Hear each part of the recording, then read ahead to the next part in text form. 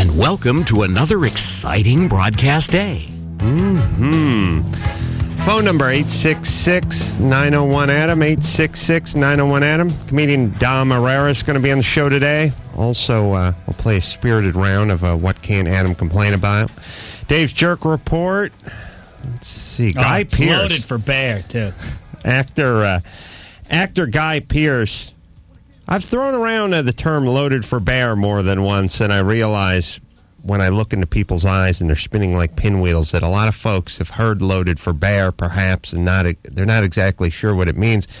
Loaded for bear just means, if you're going out hunting and you put a load in a gun to kill a deer, you put a bigger one for the bear. Is that right? Loaded for bear. Yeah, you got to take down a grizzly. I have no idea what they mean, and yet you throw them around. Tracy Metro is here. She's going to be doing the, thank you, she's going to be doing, not the traffic, she's going to be doing the news I know, for you us. think so with the name, right?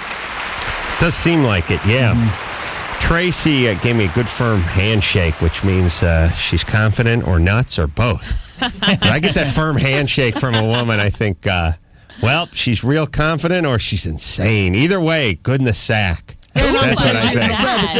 I like that part. Yeah, what you don't want is the willowy handshake from anybody. That means nothing. That means I don't want to shake your hand. I will present you part of my arm. Do with it what you will for a few beats and then give it back to me.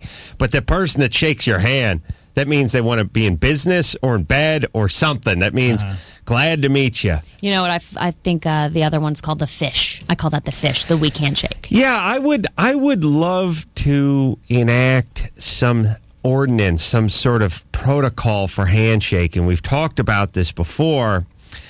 Some guys give you the handshake. There is a guy who I met a couple of times who works over at the Roosevelt Hotel. I think he runs the place, who gives you the sideways handshake. He's the guy who grabs your hand, tilts it 90 degrees, and then starts moving right to left.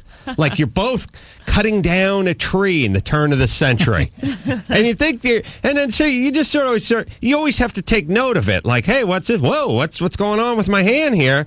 It's a little sort of a judo move on your hand, and now we're going sideways. There's the limp-handed guy. There's the guy who grabs the very end of your fingers and smashes just he won't grab your hand. He won't lock in. There's a certain sort of thing where there's a sort of like sprocket and chain maneuver where his cog needs to go right into your chain loop. Some guys don't do that. They just grab the very end and shake the end, make you feel impotent, really, is what it is. They sort of crush your hand. There's the weak one. There's the sweaty one. Let's just work it out. The one when they crush the fingers, they should call that the bone crusher, because they squeeze so hard. I wonder if it's a power move. I wonder if it's a sort of subtle, let me explain. Oh, we're talking about doing business together. Let me let you know right away who the boss is. Let me let you know whose world you're living in. Right. I'm running the show. Right. By the way, if I could quickly go back, you made an interesting thing about Tracy, that she's either confident or crazy in her handshake. There are a lot of things about her that say that. It's a difficult. Confident and crazy. She's got those tight blonde curls that are natural. That's confident only for and crazy. Are you flirting with me? Yes. She's got the offbeat glasses. The frames are a little offbeat and stuff. Yes. She's small and sassy, kind of. Yeah. She's your best friend or your worst nightmare, depending on what day it is. That's Maybe the way. a little of both. That's what I'm saying. I mean, I figure when things are going good with you, they're going real good, and when they go south, whew, man, it's all the way, like right into the mountain, South Pole, right? Yeah. That's what I get from you. I like to hover around the middle somewhere. On. Am I right? You are on the money. Tracy, where do we know you from? Give us. And by the way, let me just say that Tracy has been very generous and filled in for us. I don't know if we've decided on a news girl just yet. Maybe we'll make the announcement in the next day or so. But until then, Tracy, who's not throwing her hat in the ring, she's just kind enough to come in and step in and fill a hole in our news dike. Speaking of dikes, huh? Mary, no, baby. You like the fellas? Okay. I mean, I like the girls. Don't get me wrong. Just the fact that you've been in the presence of Damashek and myself for a full 8 minutes, you're not come on to either one of us, suggests that you may have a sexual proclivity that leans toward bruscus. You can't be into dudes if you're not all over one of the two of us. Yes. So tell us your story quickly. I'm sorry, I keep jumping on you. Give us a little background on you. Oh, Oh, let's see. Born in Washington, Hold on, Brusca. She already said Metro's her. It is. Metro is my real name. Yeah. That is exactly right. I know you wouldn't think so, right? Yeah. But it's true. No, I believe you. It's not that crazy. Listen, Adam, I'm not going to do my resume here, but, I will give you a couple of highlights. Just did a pilot for E. Didn't get picked up. Don't you hate that? Did a show over on HDNet. That was very cool. You guys know HDNet, Mark? Sure. Very fun show called Deadline. It's like a spoofy kind of show, like Talk Soup with a little bit of The Daily Show, but the gig of the show is that it's all high-def footage. So they make funnies out of high-def footage. That's where I know you from. Yeah. I knew I recognized her. Yes, I recognized you from that show. Sure. Sweet. I watch it fairly regularly. Yeah. Well, right I'm on. sorry. And the reason I have to skedaddle out of here at the end of the show is because I'm hopping on a plane to go to Nashville because I am hawking an ab product on the Shop at Home television network. You look to be in good shape. Thank you for noticing. But it's not your product. You'll be the spokesperson Gun for for it. hire. But actually, seriously, this product is so cool. It's so cool. It's called Slender Tone Gym Body. And it's one of those EMS machines, electromuscular stimulators. You know the things when you go to physical therapy? Hear about those, yeah. It makes your abs crunch at will. Well, the thing about those, you see them, they've been around for 30 years. They strap them on and they say, well, you can strap this machine on, throw the switch, and it's equivalent to doing 1,500 crunches. It sounds like, if it was true, it's the greatest thing ever. It's turning, water into fuel. I mean, the idea that you could sit around and watch TiVo and do the equivalent of 3,700 push-ups while you're eating nachos sounds unbelievable. But they do the science on them, and they never work. I'm telling you, this thing works. Really? I swear, if you turn it all the way up, you feel my abs at the break. I felt you when you squeezed my hand. You almost squeezed the toothpaste out of me. But you're also doing ab workouts, though, on top of using this Maybe thing, just a little. It's good if you touch that. Look at that. Can we see hard. them? Can we see your abs? Oh, my God. Am I on the Howard Stern show? Yes. Wow. Ooh la la. Flat as a pancake. Yeah. That's good. And a nice body. And what Thank you. are you? I'm going to come here every day. Yeah, you're attractive. And like I said, the honeymoon phase of the relationship with Tracy would be awesome. It's just when it got weird, it would turn at a certain point. Now you've I'm not decided for freak sure girl. that it's crazy instead of confident? No, I swear I'm not freak girl. I swear. Yeah, I know you're crazy. I can see it in your eyes. I can see you're crazy. Man, I'm crazier than the rabbit's at. I always know crazy. Yes, you have a giant ring on your finger. Jewelry. That's More part. about Well, more about Tracy Metro. I make jewelry. more grist for my crazy mill. Giant jewelry, giant earrings, giant rings, giant belt buckles. She's in her apartment with a blowtorch. That's a little crazy, Yeah. making these gigantic things. Wow. And now, do you have a man? I do, baby. I'm married. You're married. I am married. You didn't think the name was real? My husband's name is Marty Metro. Wow. That's awesome. Great. I know, it's like a superhero name, right? Well, it's Nah. more porn, but Car dealer. it's more car dealer. I'm going to step down to custom van and RV, actually, dealer. What is he doing? How long have you guys been married? Oh, this is the Tracy Metro show. I dig it. Well, it is for about another 30 seconds. 55, and then we'll not be hearing from you again. Cool. But go ahead. Been married. It'll be 8 years in a couple of weeks. Wouldn't have guessed that. A long time. And he owns an earth-friendly company called usedcardboardboxes.com. Talk about life in the fast lane. Corrugated cardboard. It's a waste of a name like Marty Metro. Yeah. Making He's boxes. a good man, huh? He's a very good man. All right. And I have a dog. You what? I have a dog. You have a dog? I note kids, but I have a dog that I treat like a child. Sure. Compensation. And where'd you meet Marty? We met when we were kids, actually. We grew Really? up in Washington, D.C., and we met there. You're getting saner as the day wears on. You know. But the jury's still out. And the It day is is a darling young. story. It is nice. Hey, by the way, can we go back real quick to the ab thing you were talking about? Whoever invented whatever this thing does that she's hawking, it's got to be an upgrade from that thing that seemed, for all my childhood, you always saw it in TV and movies, the thing that shakes your fat at the gym. Who invented that and who bought into that was going to remove your fat? The thing Somebody- that just shakes your sides. Somebody and everybody. I mean, somebody invented it and everyone used it, and then what it was is it was used for comic effect on just about every short film and every non-talkie there was, every silent film. It just became funny, and then the fatter the person whose ass was jiggling, the funnier it became. Laura, Yes. what's happening? Nothing. I missed your whole show yesterday, but I heard you bring up the thing about the snoring pregnant women, which I was recently, I'm embarrassed to admit. Yeah, snoring. Yeah, my wife's snoring. She's pregnant with twins. Well, I've never snored before in my life, and I'm kind of a dainty person, and apparently, according to my husband, I snored like a truck driver. Yes. When I was pregnant just a few months ago, and I wake up one morning and go to rub my eyes, and I'm like, what is this? And he was putting the breathe right strips on me while I was asleep. Really? Yes. Well, really? He actually attempted to apply something to your face while you were asleep? No, he actually did it. He did? Yes. Wow. Followed by, I really couldn't take it anymore, honey. Yeah. So did it work? Did the Breathe Right strip work? Yes, I proceeded to buy 2 to 3 more boxes of them until after I had the baby. And they worked? Yes. Yeah, I got into it, thank you, with my wife last night about that. I told her, breathe right. I called her and told her, pick up those breathe right strips, and she didn't. And she came home, and then she suggested she sleep in the next room. And I said, that's a fantastic idea. And she said, really? You're going to make me sleep in the next room? And I said, well, I asked you to pick up the breathe right strips, and you didn't pick them up. Yeah, but now you want me to sleep in the next room? Well, you suggested sleeping in the next room. I have to get up at 4:30 in the morning. She sounds like a Samoan lineman. That's what it's like. Sleeping next to some guy's first 2 letters in his name are TS something. That's what it's like. I mean, all night, she did nothing to remedy it. She wouldn't sleep in the next room and just snored. So that's basically how it works. Thank God the dog kicks me so much that I wasn't asleep anyway to hear her snoring. Tracy? Yes.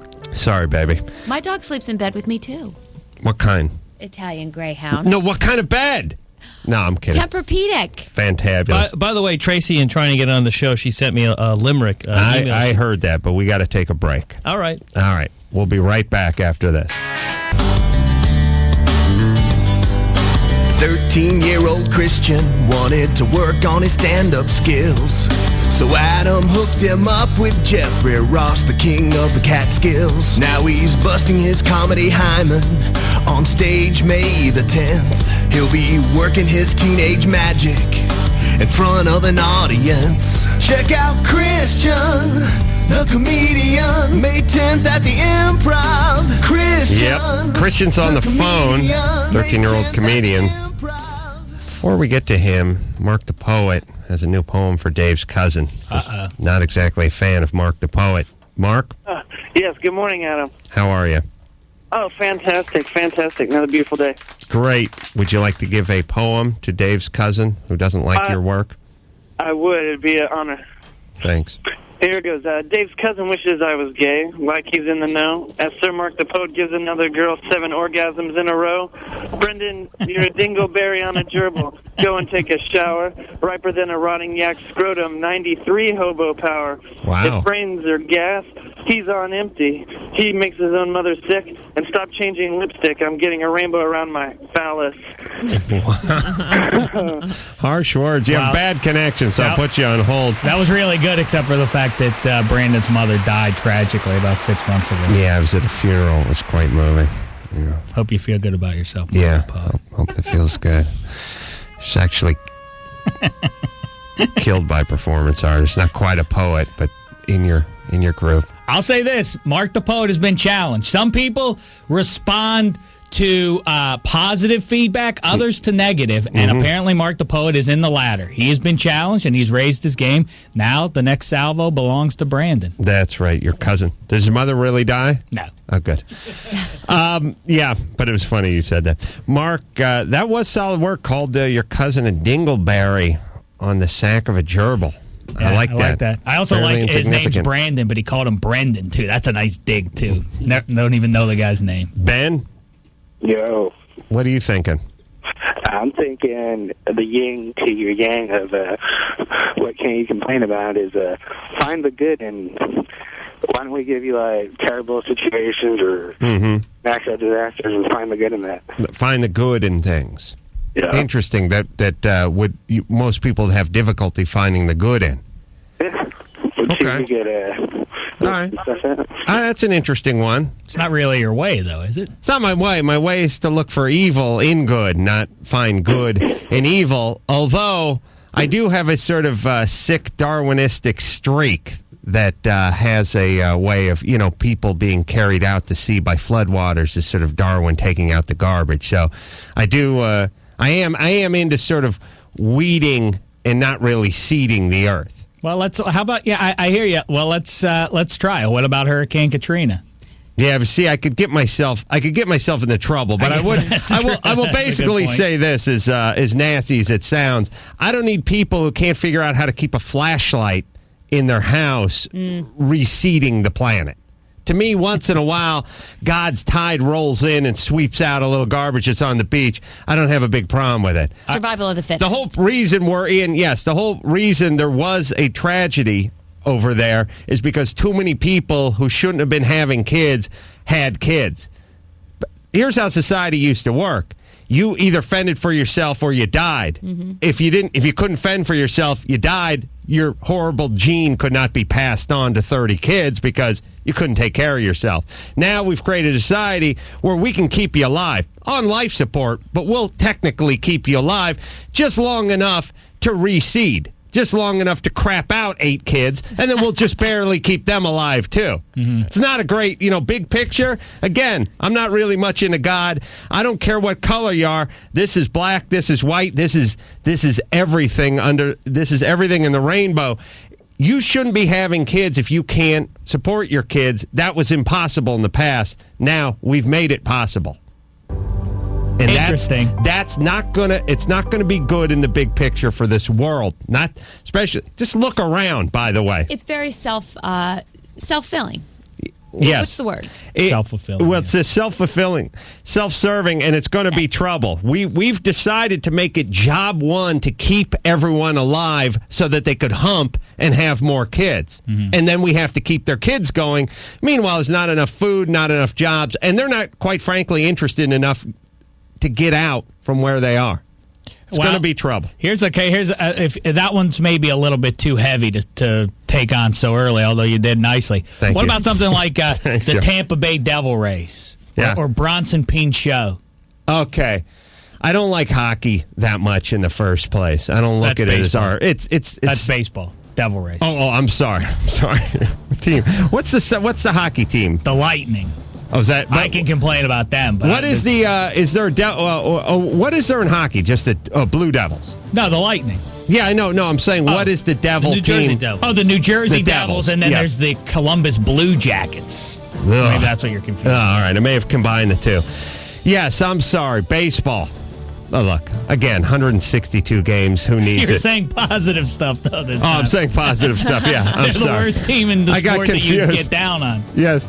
And you brought up, who'd you bring up? Bronson Pinchot. Right. From Bosom Buddies, right. Balky. Perfect Strangers. Yeah, Perfect Strangers. Now I'm thinking I start thinking Bronson Arroyo, the pitcher who played. All right, what can I say positive about Balky? Yeah. I love Perfect Strangers. I love this cousin. I love when he would call him cousin. I loved when he would kiss him. I used to sit home Friday nights as a lonely young man of age 20 and watch that from my crappy apartment in North Hollywood. And baseball, look, I say a lot of bad things about baseball, but there's no better day and no better buzz than the play hooky from work, drink the 16-ounce Bud in the stands, getting sunstroke, putting the beer down, eating the dogs. The thing that I hate about baseball is the thing that I love about baseball. It takes no work to watch. There's no challenge to it at all. You just sit there for 3 hours. The whole point about baseball is not that you're at a baseball game, it's that you're not at a place that makes you miserable. Yeah, you're out in the sun, you have beers, the smell of grilled wieners pervades, you're with your chums, you would have just as good a time if you and your chums could discipline yourself enough to go sit on your front lawn and put down a 12-pack and eat hot dogs and pretzels. You'll never do it. You need the excuse. Yeah. You know what it is? Baseball is an excuse for fathers and sons to spend some time together. It's an excuse for chums to take their shirts off in the sun in the middle of the week, in the middle of the day. It's 3 o'clock. It's Tuesday. The boss thinks you're out peddling copier toner, but you're over at Wrigley with your shirt pulled up over your head, and you've had your 8th beer now. That's what it's excused. The game itself, what's going on the field? Well, it's game 22 of the 162 season, and your team's down 9 runs in the 4th inning. Who cares? You got to admit, it is a little boring to watch. It is boring to watch. You know, it's weird, but it forces you to do stuff. And again, you wouldn't need the baseball if you and your chums could come up with an excuse just to go take your shirts off and sit in the park and drink beer for 3 hours, but you wouldn't do it. Mm-hmm. You'd go, hey, man, how about a week from this Tuesday, we head down to Bluffside Park, we take our shirts off, and we drink a sixer of Mickey's. And what, you'd be gay? like, yeah, you'd be like, I got to go to work, dude. But if I said, the Mets are coming into town, you'd be like, yeah, I think I could get the day off. Yeah. That's what it's an good excuse job. for. So you were positive about Pinchot, which most people couldn't be. Yeah. And baseball in the Tampa Bay Devil Rays. Yeah. Except that they play in a dome and you don't get to sit in the sun. Oh, and watch really? them. Yeah. And I thought it was hockey at first. Christian? Yeah. Sorry, buddy. That's all right. All right, Christian's our 13-year-old comedian. He does his shtick for us. We're running out of time. We're going to see you at the Improv next Wednesday, week from today. That's right. HollywoodImprov.com is where you go for tickets. I'll be there. Shaq will be there. Jeff Ross, David Allen Greer. It'll be a night to remember, and, of course, Christian's going to perform. Go ahead, Christian. All right. There are so many odd jobs in the world, and I'm surprised that people don't mind to work there. Mm-hmm. You'd have to be some kind of a messed-up child to answer what do you want to be when you grow up with a mortician.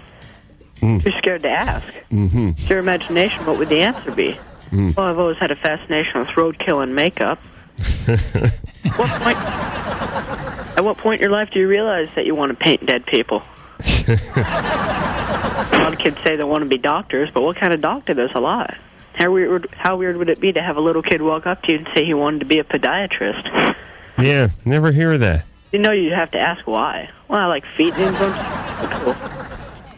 That's what I got. Thanks for listening. Oh, yeah. He's got an ending now, by the way. Christian does. I thought that was some of his best material yet. Wow. I couldn't hear it over the raucous laughter in the room. Christian. Yeah.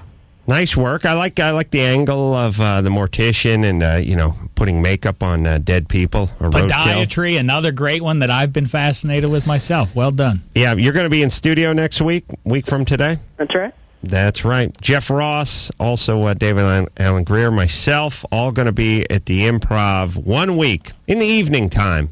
I guess it starts at like 8 o'clock. I don't know if we have that figured out. HollywoodImprov.com. Do we know what time the show starts? I don't. Well, let's just call it 8 for now. What the hell? HollywoodImprov.com is where you go for tickets. Get them in advance. We will sell out. Christian will paper that joint. Yes. And his teeth seem sharpened, ever sharper. Well, ready for the big show next I just week. hope he doesn't overtrain. That's the only concern at this I don't want him showing up dehydrated and effed out. Yeah. But just to make sure everybody knows, the story is he's 13 years of age. He's cast aside conventional schooling and has been taken under the wing of Jeffrey Ross and Adam Carolla and is learning the ropes of comedy because this is what he wishes to be when he grows up. And he's getting better and better each week, calls in with his material, and now you see the almost finished product. We'll see the finished product a week from today. He's been forced under the wing of Jeff Ross, who would prefer to sleep, actually. I've taken him under my wing and then shoved him under Jeff Ross's wing. It's not actually his wing, but I just don't want to say what it is. He's been forced. Adam, you're a good guy, taking him under your wing. Thank you. All right, Christian, we'll see you in a week. All right. Nice job. 8 o'clock. 8 o'clock. HollywoodImprov.com is where you get those tickets, and we'll see you there. Great show. A lot of fun. Take a quick break. Speaking of a great show, Pat O'Brien, host of The Insider. He's on the blower. We'll talk to him in a minute. Here's what's not coming up this morning on the Adam Carolla Show. Which bridal gown is Angelina getting? Amy Fisher's plastic surgery and a devastated Heather Locklear. Maury Povich, his wife Connie Chung, and the two women behind the sex scandal. Heather Locklear, the woman betrayed.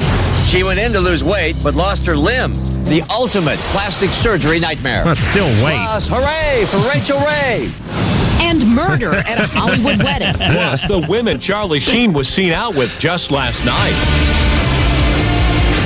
Yeah, I gotta say, it's so easy to make fun of those shows, but I can't stop watching them. Nah. I now watch about 20 hours of entertainment TV every evening. I watch this man, P.O.B., as I know him. Pat O'Brien. Adam, my friend, I'm glad you're a loyal viewer. I watch every single night. You could quiz me on last night's show. Can't take your eyes off. How much does a 1,000-pound man weigh? Well, let's see. I was eating, so I fast-forwarded a little bit when his mammoth penis slopped over the sofa and landed on the floor, and they cut it all out. Yeah. One of the most horrible things I've ever seen. He's lost at least 700 pounds, has he not? Very good. Yes. Also, I can't stop watching the Joey Buttafuoco, Amy Fisher Give me thing. another quiz. Where did Amy go when she stormed out of the room? Well, I saw her storm sort of offset in front of a whole bunch of very uncomfortable PAs and APs and grips who were just sitting on a staircase right next to the chute. But I don't know where she actually went. She composed herself and came back at some point. Where did she go? Went into the kitchen. Oh, okay. I know. I know she didn't leave the premises. Joey has huevos the size of Nevada. Because he just keeps saying, you shot my wife, and she just keeps screaming, you effed a minor. And it's a little bit of a Mexican standoff they're having. Yeah. They're trying to get some closure. I'm doubtful they will. Okay. No, it doesn't seem like it. He explained he wanted to How have you ring been, her my neck. friend? You good? I've been very good, Pat. Very good. Mazel tov to you and the Insider. Thanks. You're on a lot of buses and billboards, aren't you? Yes, I am. Thank you.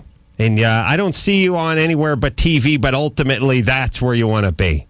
That's where you want to be every night, serving the interests of America. Are these shows, and I'm sure you have some numbers on this, are these shows bigger now than they were 5 years ago? Well, the ratings aren't as big. In other words, the ratings are almost in half from 5-10 years ago because there's so much more to watch right now. Right. But in context of where they are, yes. I mean, especially the Insider. I think we're the only show that's gone up from last year. Up here, I think we're the only show on TV that's gone up from last year. They seem. I mean, it seems like I was watching last night and I was thinking, my God, there's so many elements involved with the show. It seems like such a tall order to do on a daily basis. And I know it sounds like I'm just kissing ass, and technically I am. But there's so many elements going on. There's so much producing going on. Is it a 10-hour day? Is it a 14-hour day? What is the schedule? Yeah. Our production staff gets in around 4:30 in the morning, and they're there good 12 hours. We have a lot of people working on these two shows. I get in around 7:30 or 8. And, we tape a show that goes out at noon for some stations across the country that carry it earlier. And then we tape another one, and we keep updating until 4:30 in the afternoon. So it's a real job, as we like to say. And there's a lot to keep track of. And it's an interesting, our producers, our executive producers are the best in the business. And it's interesting to see what they leave in and what they leave out. Because there's so, you guys know, doing a morning show. I mean, between Richie and Denise and Heather and... Yes. Now there's a rumor that Anna Nicole Smith might be pregnant, and so that went down all day. And wow. Well, the best one, the best one is this Rosie O'Donnell to The View. Rosie O'Donnell. What do you think of that one? That's. Well, I mean, that's volatile already, and there's already rumors now flying all across. I think the Daily News today had rumors that Starr might leave now, and I don't know. Just keeping track of this stuff, and we have to get it right. You don't necessarily have to get everything right. No. I announced earlier in the show you died in 1979. And Brusca IMDb'd you and said that's not true. And I said, don't bother me with these details. I got a morning show to do. That's the actor Pat O'Brien. That's right. Oh, there was, yeah. You can roll up his tombstone. So that's interesting. So Star Jones, so that's my theory anyway. From everyone who I know, I've talked to a few people who've worked at The View and know people at The View and stuff. Everybody says Star Jones is a horror. She's a terrible human being. I hypothesize the producers brought in Rosie to drive Star away. Yes? Well, I mean, I hope Star stays, because there can't be more compelling television to watch her and Rosie go after each other every day. Right. It's an interesting. It's interesting. It's like a sitcom episode where you pretend the house is haunted so your folks don't sell it. The new buyers aren't interested. I had a very Adam Carolla morning, by the way. What happened? You masturbated 3 times? Well, not that. 2.5. But thank you. Yes. I woke up and I worked out. Well, this part's not the Adam Carolla. No. About 4:30. Yeah. Then I went down, and maybe you can help me, Adam. I went downstairs, and my coffee pot was broken. No. Gotta have coffee in the morning. Sure, you have to, yeah. There's no coffee, and then I turn around, and there's a raccoon sitting in my kitchen. No way. Wow. It's your raccoon is inside the kitchen? Inside the house. Wow. How'd it get in? Adam, you know where I live up in the Los Feliz Hills, so you know where that is. Right. So there's animals up here. There's raccoons, Sure. skunks, and coyotes, and mountain lions, and all that stuff. Right. But he had somehow gotten into the house. I have no idea. Well, do you have a doggy door or a cat door? I leave windows open at night sometimes. So really? That could have happened. I don't lock my doors because I'm from the Midwest and I trust people. And, right. Everyone in Los Angeles is from the Midwest or from Mexico, but it still doesn't stop them from getting killed in their sleep, Pat. Exactly. Pat, you're a national treasure. First off, people should be guarding you while you sleep, because if anything happens to you, I'm not going to be able to live with myself. But don't sleep with your door open, would you? Is it National Treasure or Icon? Which one are we going to go with today? I'm going with both. Whichever you like. So how'd you get rid of the raccoon? I don't know. It might still be in here. Oh, you really? You just left? I have no coffee and a raccoon in my house. No. You didn't just leave the raccoon sitting there. You had to do something. Yes. I chased it. Well, I lunged at it. Now will the people get on me for that? I guess only if you had an erection. Then it's a crime. It's considered a hate crime. Sorry. Well, Pat, these are the problems of normal people, right? Shouldn't have called in. All right, Pat. Hey, am I going to see you on your Christmas party? Are you throwing a Christmas party this year? We're going to have another Christmas party this year. Betsy and I will have a big one, and you of course, are always on my list. What's your favorite Christmas party? You were there when the Heather and Richie's were. I was every year you go to Pat O'Brien's Christmas party, or you would see Heather and Richie Sambora sitting right there. I got to tell you, honestly, I had a nice, long conversation with Bob Urich from Vegas. Yep. Just must have died 6 months after the conversation or after your party. Very sad, but a sweet guy whose career I always enjoyed and followed, watching him in SWAT and then in Vegas later on, Dan Tana and all that, and had a nice buzz going, a nice red wine buzz going. I think it was the bottle me and Kimmel brought you. And I just sat out there and nursed my drink and talked to Bob Urich and said, wow, it's great to be alive. And he tragically passed. I think at that party you walked in shortly after Meatloaf arrived. I walked in with Meatloaf, and I talked to him about the man boobs he donned in Fight Club. That's what I remember. POB, what do I have to do to get an invitation this year? You're not coming, but Adam will. Thank you, Pat. Thanks for calling in, by the way, and good luck with that raccoon. Congratulations on your show, Adam. I'll talk to you next week. Thank you, Pat. Pat O'Brien, everybody, the Insider. Again, it's heroin. For me, look, I'm a junkie. I know it's not good for me. It makes me feel warm.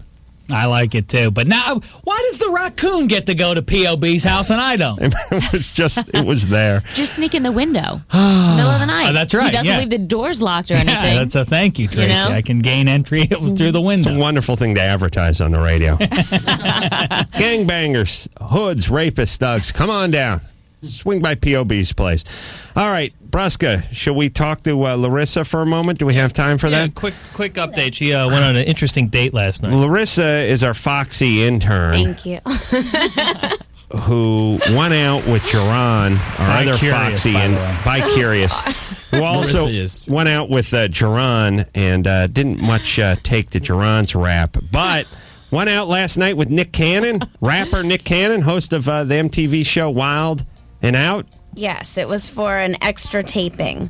Mm-hmm. The matchmaker that was in here last week for me and Jerron had emailed me and asked if I would be willing to go on, and I said, of course. Mm-hmm. So we met at the Grove last night, and the camera crew's right in your face and interviewing you, and are you excited? Are you nervous? All these questions, and I'm like, yeah. It was really awkward though. Mm-hmm. So then it was this unveiling that I walked up to him at the bar, and he hadn't seen me. I knew who he was, but he hadn't seen me. Sure, it's on TV. Yeah, exactly. Right. So I said hello, and we sat and had a drink. Mm-hmm. And how did it go? Were you attracted to him? Yeah, he's a very good-looking guy. I was definitely attracted to him, but it was also very awkward because these cameras are right in your face, and right. and I'm sitting there going, so.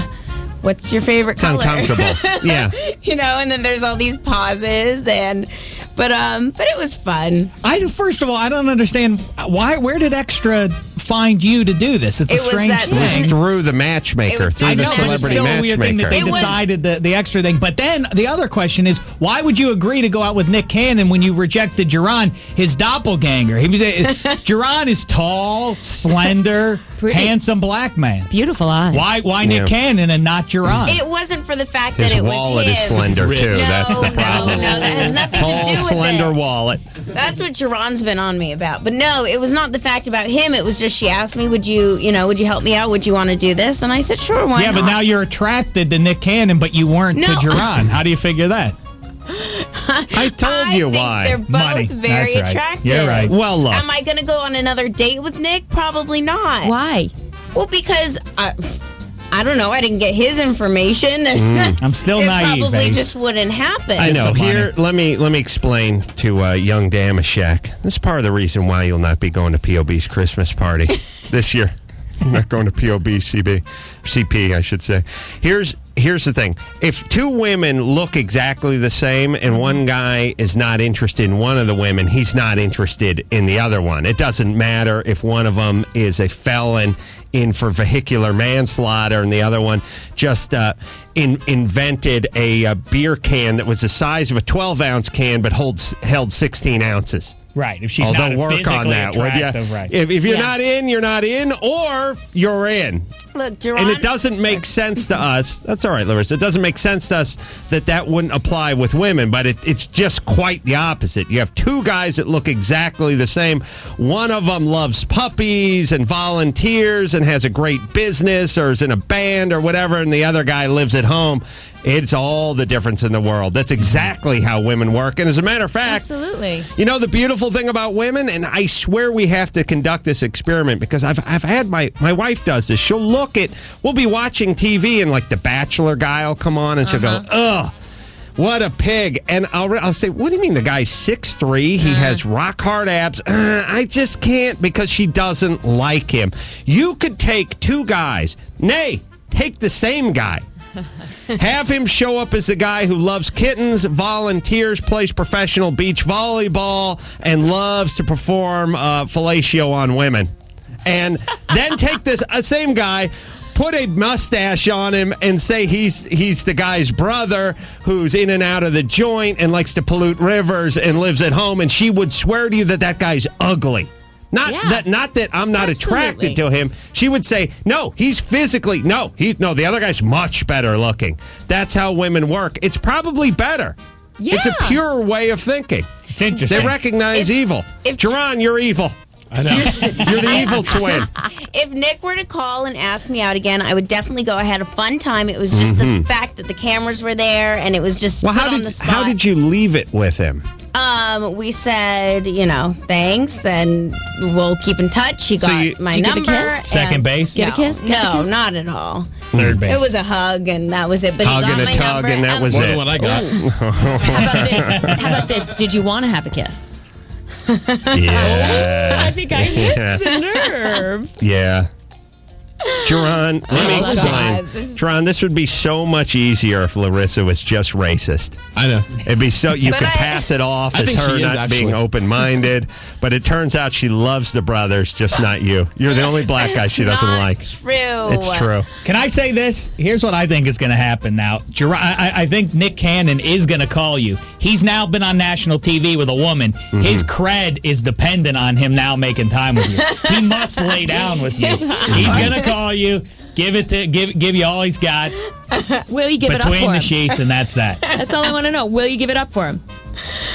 Oh, I don't know. So all I have to do is to get a TV crew and I can get laid too? It has nothing to do about the wallet, honestly. John's been after me about the whole guy with the Mercedes. I said I didn't even know he had a Mercedes at the time that I went on a date with him. Yeah, you do the math, though. The guy's wearing the Mercedes hubcap-sized medallion encrusted in diamonds. You figure it's not driving a Nissan Sentra. All right, let's take ourselves a break. Larissa, keep us updated. If Nick calls you, I will definitely. And by the way, with the last name of Cannon, he's got something between the legs. Your name Cannon, you got to have a bazooka between your legs. All right, sorry, Jerron. I'm sorry, brother. It's all right. Now Keep give me a your chin coffee. up. Yeah. We'll take a quick break. Comedian Dom Irrera is going to be in here. Then news. Then sports. What can't Adam complain about? Dave's Jerk Report. Oh, my wife's calling in. Actor Guy Pearce from LA Confidential, Memento, and other great movies going to be in studio. All that coming up. Hey, this is Tori Spelling. You're listening to The Adam Carolla Show. Give Adam a call now at 1-866-901-ADAM. Mm-hmm. My wife's angry at Tori Spelling because, she's angry at the guy who married her because he was with his wife. Once in a while, as a husband, you find yourself defending positions and then realize it's getting a little cathartic and you knock it off. She's like, I can't believe it. That guy, Tori Spelling's new husband, that guy's married for 13 years. He has 2 kids, one on the way, one just born, and he drops his wife, his dedicated wife of 13 years with a newborn on the way and goes out with this young blonde trollop. Well, yeah, but you got to understand, maybe things weren't going so, yeah, you're right. That's how the argument goes. I initially start defending his position, thinking maybe it's a position I have to defend for myself in a few short years, and then I realize it just seems stupid. People do a lot of defending of folks that they don't need to defend, and it becomes a little cathartic, and then people read right through you, and it seems like, well, this is your position now. Well, they were in here a couple weeks ago, and I have to say, maybe there are some issues as far as that goes, but he did like hockey. He did like that's Dave. He's a good guy. That's Dave. That was the funny thing. Yeah, my wife was saying he's despicable, and I was like, well, he liked hockey, and he seemed like a good guy. He had mammoth tattoos, Tory tattoos. Of her. Mammoth. On the wrist I saw. Oh no. No? Oh yes, but oh no. On the wrist. That's the tip of his tat iceberg. Ooh. Tat Iceberg, good wrestling name. Yeah. On the shoulder. And actually, she's not a tall woman, so these were actually bigger than life size. They were scale plus. We call them in the modeling world. He had tats. It's one of these things where it smelled a little of overcompensation. Mm-hmm. 3 life-size tats on your body of your old lady's the one thing. The one on his, I think, left upper arm was a portrait of her. Yeah. Including her bosoms. Oh. It was her head, neck, and bosoms, and after that, cut off. Yeah. It was a handsome the good news. I agree. Tribute. I think it's when you have to have 3 of them, it means I think there may have been 4, but yeah, the good news is it just looked like the tat of a hot bosomy chick. Mm-hmm. So as long as the next chick you hook up with is hot and bosomy, you're in. That's right. Okay. Speaking of in, Tracy Metro. Yes, that's her real name. Tracy Metro, who's getting saner as the morning wears on. Thank you. I had you 50-50 when I met you. And now? Nuts and sane. Now it's 53-47. Ooh, I'm progressing slowly. Sane starting to edge out nutty. Either way, like I said, wild in the sack. Yeah, wow. baby. She's going to sit in and do the news for us. So without any further ado, Tracy Metro with the news. Thank Thank you, Adam. Well, we actually do have some news about an execution gone bad yesterday morning. I know. In the midst of double murderer Joseph Clark's lethal injection, he sat up and actually said, and I'm quoting here, Adam, "This is not working. This is not working." Evidently, he had a collapsed vein. They were able to find a working vein, and he was pronounced dead at 11:26 in the morning.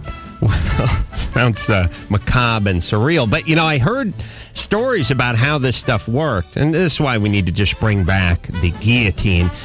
But, they give you the first injection. Well, look, think about this. Think about what, if this isn't your greatest nightmare. The first injection they give you basically is a sedative. It's supposed to just stop you, just paralyze you. You can't move your muscles.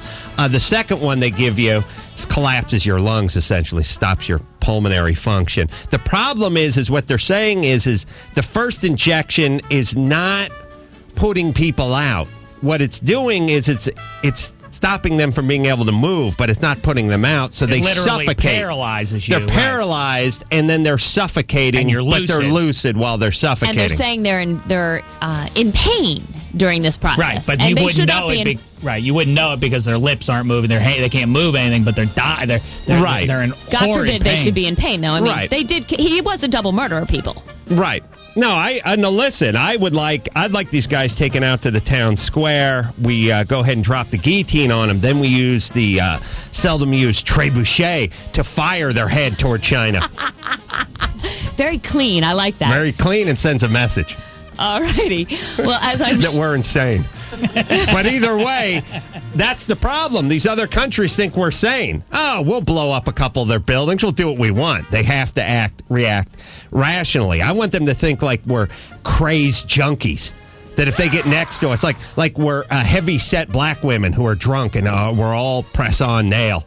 And cornrows. That if they get near us and start screwing with us, we might just go off on them. We don't care. You don't think the world thinks we're crazy, given that we elected a half-wit as the president? I think they think we'll do stuff for money, but in general, it's not that crazy eye for an eye thing. I think they think the advantage they have on us is we're crazy. It's sort of like, you know what it's like? It's like Lennox Lewis getting into a street fight. This guy could beat anyone on the planet up, but stay away from the guy who's infected with Hep C who'll cut you. I'm George W. Bush, and I approve this message. Thank you, George. Very nice. Well, as I'm sure you've heard, Denise Richards has been seen hanging out with Heather Locklear's soon-to-be ex Richie Sambora, while Heather herself has been cuddling up to the very cute David Spade. Yes. He is so cute. I find him attractive. I thought you would with the long blonde hair he has. Well, there's some not-so-neighborly mudslinging going on in this love triangle. Have a listen. Heather knows why and when her marriage ended with Richie, and she knows when and why my marriage ended with Charlie. Listen to that. Yeah, very I'm not going to say, calculated. but exactly. I'm going to say a lot with saying nothing at all. Here's the whole thing about Denise Richards, if you're listening. You have about 3 more years left on your hot meter, then you're off everyone's radar. But she is so hot. She's so hot, but she produces nothing. She's not exactly what you call a fine actress. And she has about 3 years left of hot, and then she's completely gone. So get in your licks. Have fun while the sun is shining. Soon it will set. So you're saying she should hook up with a rich guy now? That's what I'm saying. May I also say that the cameras from these entertainment shows have been following her around, and they followed her around all day the other day. She's driving around. She stops off at Starbucks, gets a bunch of coffee for her friends, then goes over to her friend's mansion and goes out and hangs out with the friends. Here's my question. Where are your babies? Ooh. Wow. You just had a baby, lady. What are you doing running around hanging out with people? Listen, I'm not, I don't even have children. And I'm sure I won't be the parent of the year, but sweet Jesus, woman. I would use this, by the way, to my advantage. If I knew the cameras from the entertainment shows were following me around, it'd be, normally I would just go down to the corner, buy a sixer, a pack of butts, score some weed, and then go back up to the house. But today, I'm heading to the aquarium to work with retarded dolphins. And they would have to report it. 6 a.m. Carolla just finished his grueling 8 miles of road work, and now it's off to the aquarium to help the retarded dolphins. And everyone would be watching going, what? Charlie Sheen's an animal. Carolla's a great guy. He's working with those dolphins. Just get a podium outside of your house and just make proclamations proclamations about how we have to do something about Darfur.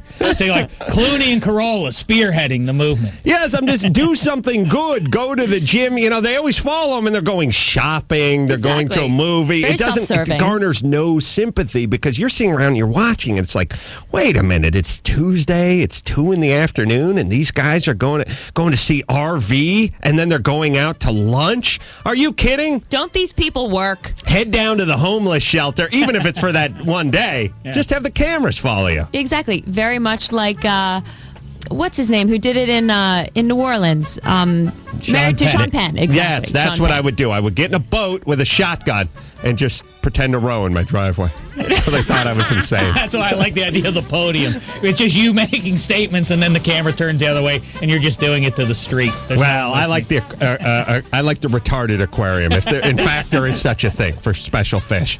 I believe so. Okay. Well, I have some Soprano news for you, Adam. Great. John Ventimiglia. See, I don't watch the show, but he's the guy who plays Artie Bucco, the chef on the show. Mm-hmm. Apparently, he was busted on Monday for driving under the influence. Meanwhile, Louis Gross, the guy who plays Tony's muscle-bound bodyguard that Tony beat up just a couple of weeks ago, Right. he was arrested on Sunday for breaking into a friend's brother's home. Here's what he said. He said, "I don't know nothing. I'm innocent. I'm always innocent." Muscles accent, right? marinara. It's a bad sign. Well, breaking into a friend's brother's home could be like whatever. I mean, that doesn't necessarily. I've done plenty of things that would sound on paper much worse than that. Maybe the guy borrowed something from him and he wanted to go get it back. Through the window. Yeah. He wanted to return it through the window. Yeah. And as far as the DUI goes, 0.08.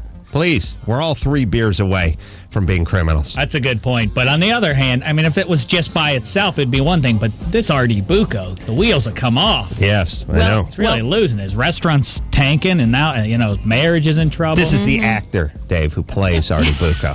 Who?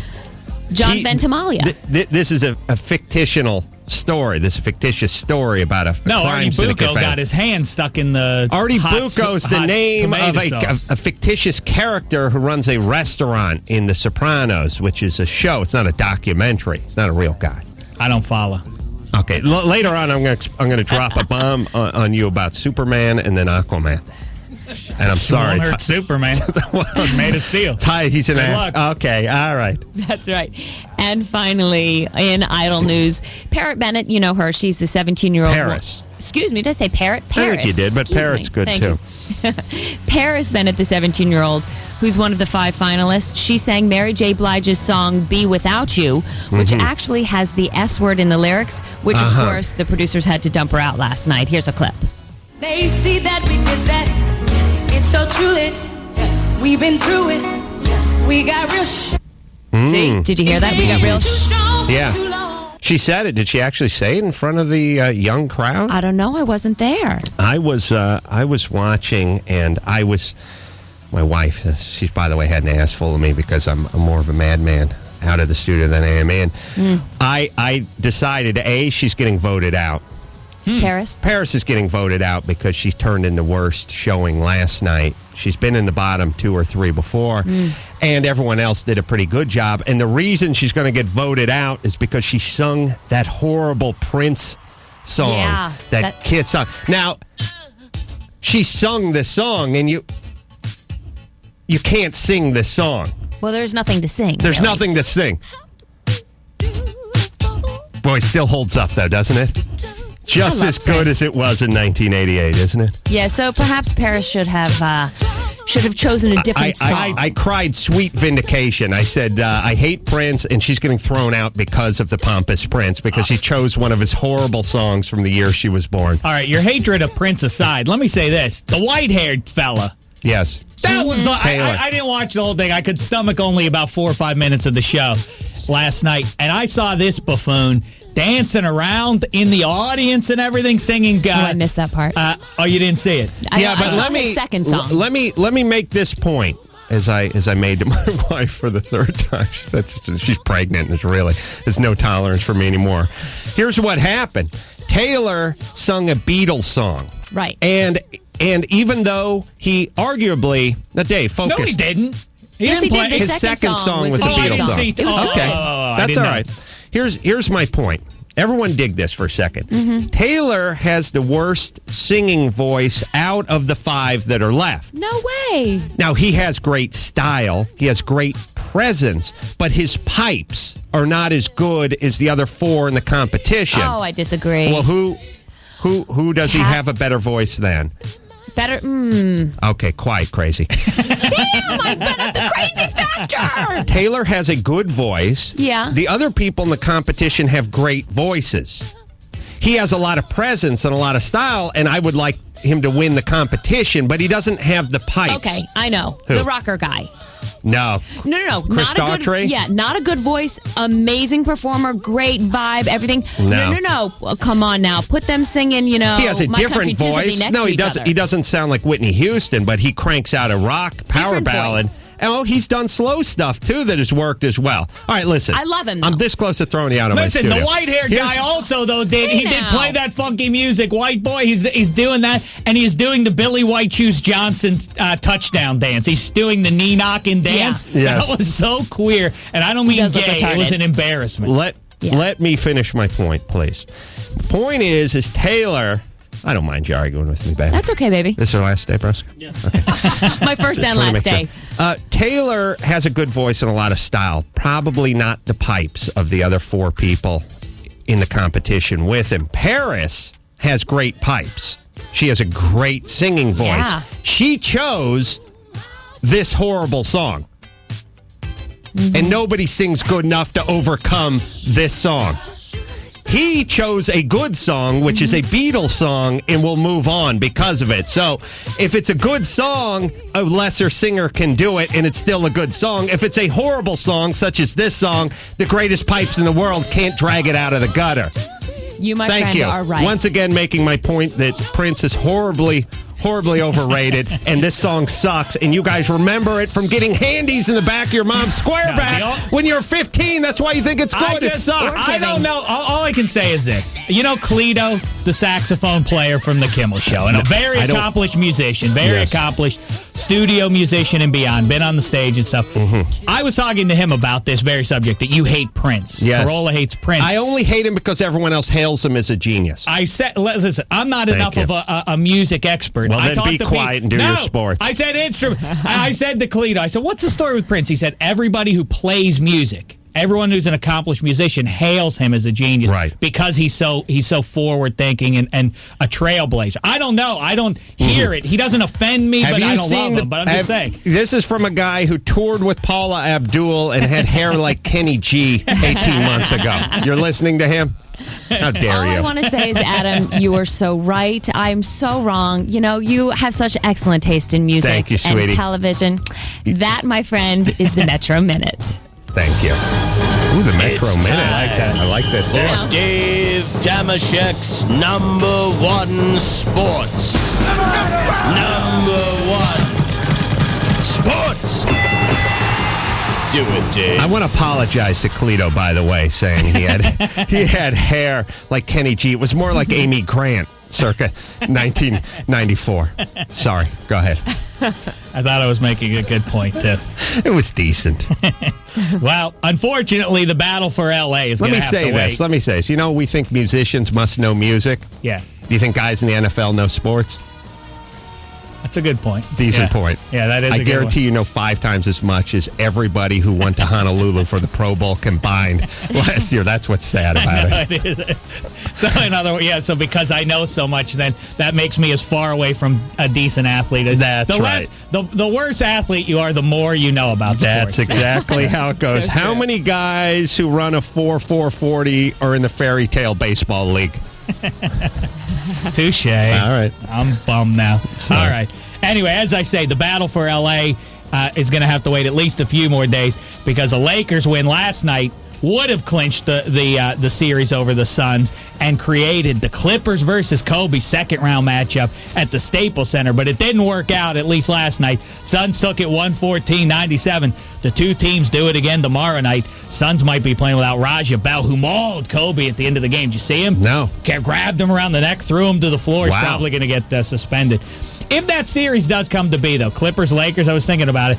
How much? What disparity do you think there will be? Even though all the games will be played in the Staples Center, for the Lakers home games versus the Clippers home games. Well, it's interesting. If I know this town, there'll be a whole bunch of people jumping on the Clippers bandwagon who weren't formerly there 6 months ago. It's the same thing that happened when the Kings, every 50 years, the Kings make a Stanley Cup appearance, or at least a playoff appearance, and the whole town all of a sudden jumps on the Kings bandwagon, then they promptly jump off when they get knocked out of the playoffs. So I think there'll be a lot of interesting naysayers.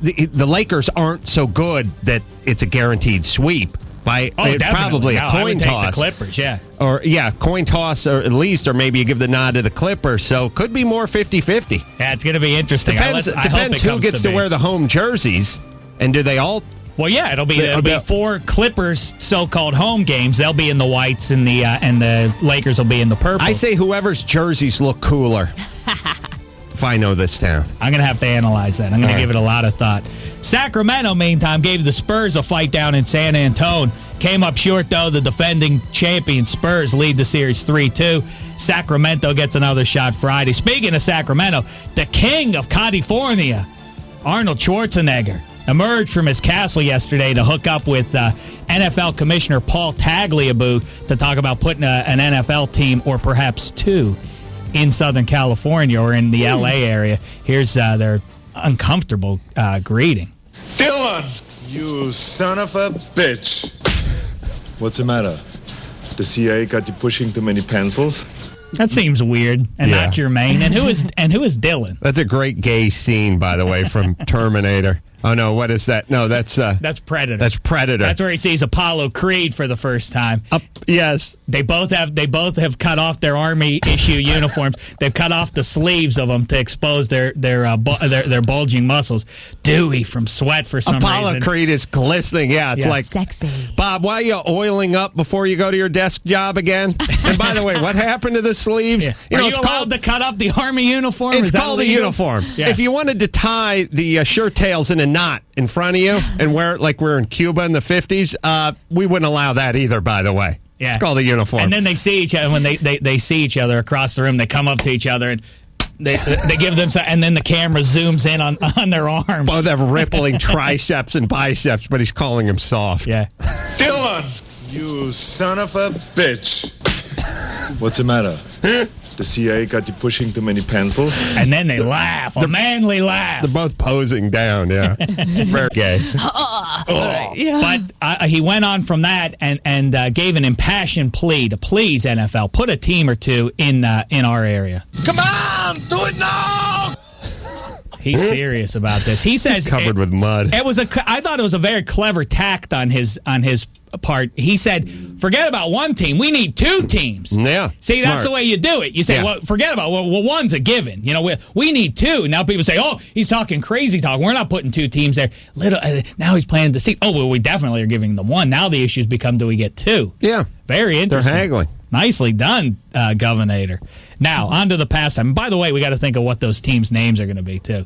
I think the obvious are going to be the Terminators, the Predators, things like this. But yeah, I like those. Pastime, just like their NBA brethren, Phoenix's pro baseball team got the better of LA. Snakes rallied from 6 down to beat the Dodgers. Padres dumped the Giants. In spite of Barry the Creep Bonds hitting number 712. The Padres beat him, as I say. A's beat up the Halos. Twins over the Mariners. And one more thing I want to make mention of. What are Dodgers? 16-19. This is really heating up. Now. It's really heating up. It's really heating up. They're swooning. And tomorrow, I want to say 16-19. Look, boys, if you guys don't win almost half of the next 135 games, you may not make the playoffs. You were talking a half an hour ago about the greatness of going to the ball yard. I'm just saying, if there are any Dodgers listening, you have a short 134 games to get back on track. That's all. If you don't do it another 125 to 140 games or so, there may be no postseason for you. All right, speaking of on track. The gauntlet's been laid down. You have about 4 months to get it together. Speaking of on track, the San Jose Sharks have moved on to the second round of the Stanley Cup playoffs, and their finest player, a man named Jonathan Cheechoo, will be joining us tomorrow on the show. How about that? Yeah, I know he's a fan. Sadly, the second best name in the NHL is now out of the playoffs. Montreal Canadiens eliminated last night by the Carolina Hurricanes. The goalie, his name? Jacques Lestrap. Close. That would be a great goalie name. Cristobal Huet. Wow, I love that good, name. yeah. That is good. Not as good as Chi-Chu. Or Jacques Lestrap. Yeah, I guess that's the third place finisher there. Dave I forgot to say, game over. Nice. Sports. Metro Minute indeed. All right. Yes. Dom Irrera is coming in studio. Very funny comedian, Dom Irrera. Also, Dave has himself a jerk report. And actor, Guy Pearce, finally classing up this place a little bit. Dom coming in after this, and we'll be right back. It's my cousin Louie who walked into a bar. He goes, "Hey, Dom, I think that waitress noticed me." "What do you think she noticed, Louie? The fact that your belly came in 4 steps ahead of you? You think she was wondering what was behind that bowl of girth? And I don't mean that in a bad way, Louie. Yeah, she won't go out, but she must be like a lesbo or something." Dom Irrera in studio. I do like the pathetic guy who thinks the hot young chick is checking him out. Right. The lesbo. She had to be a lesbo to resist a hunk like you. I once went to a Chinese food place with a guy named Russ who was a concrete pumper who had missing front teeth, and he drove a Ranchero whose driver's side door was so caved in he had to crawl out of the window of it or use the passenger side door. And we were covered with concrete because we were working all day, and a smoking hot 19-year-old chick walked down the street, and he said, "Wow, look at that. Let's go talk to her." And I said, I think you got a shot. "I don't think so, Russ. You reek of BO." and he looked at me confused, and he said, "I don't think I can say the word." He said, "It started with a P and ended with a Y." He said, "Adam, don't you want any blank?" Right. Like you're going to get it right there. Yeah, are we going to team her on the sidewalk, Russ, or are we just going to go back to my place and take turns? Yeah, like those guys. Well, they're also the guys with the that look so hideous, and they think that, like she's not good enough for them. Look at that skank. Guy's got like a pushed-in face. Look at that. What a pig. What a beast she is. It works that way with weight. A lot of guys, 150 pounds overweight, looking at a chick who's 17 pounds overweight, going, "Too much ass for me." Not my type. Your type is anybody you could get. That's your type. Hey, she's not my type. I like the model type. Dom is going to be at the Laugh Factory this Friday and Saturday, 10 o'clock. Dom, how long have you been doing stand-up? What year are we going on? 1934. 34. Really? So it was after the stock market. I passed at the Improv in 1980. Really? And you came... what's so funny about that is they always go, "Boy, you've been around a long time, huh? Like I'm a loser." I go, "Try being around for a long time." "Boy, you've been around a long time, huh, Pops?" Yeah. Oh, you're not going to be around for a long time because I seen your act. Yeah, I mean, what is the alternative to being around for a long time? Flash in the pan? Right. Go back to wherever you came from? You came out from Philadelphia at what age? And did you come out to do stand-up? No. I came. I went to college in Miami, and then I went to New York. I was an actor and doing improvs and stuff, and that's where I came out of improv. Mm-hmm. And matter of fact, if you ask me for an occupation or a physical position, I can do that for you on the radio. Oh, really? Very creative. I'll throw something out. Yeah, just throw anything out, and I'll come back with some Wayne Brady-ish. I'll give you a relationship. Or I'll just start singing for some reason. So you went to school in Miami. Went to school in Miami. I was lucky. I was in a professional group right out of school, and then I went to New York, and I realized, and I was doing some commercials, but acting was so tough to get. You could be a really good actor and not work, right? But you could be a crap stand-up and still get some gigs at, Jimmy's Clam Bar in Bayonne, right? So that's why I became a stand-up, for the money, because I still like acting, I still like working with people, but I started doing stand-up. That came out here in about 86, 87. I'm looking here at your IMDb, and it says here you appeared on Oprah. Yeah, a couple times. I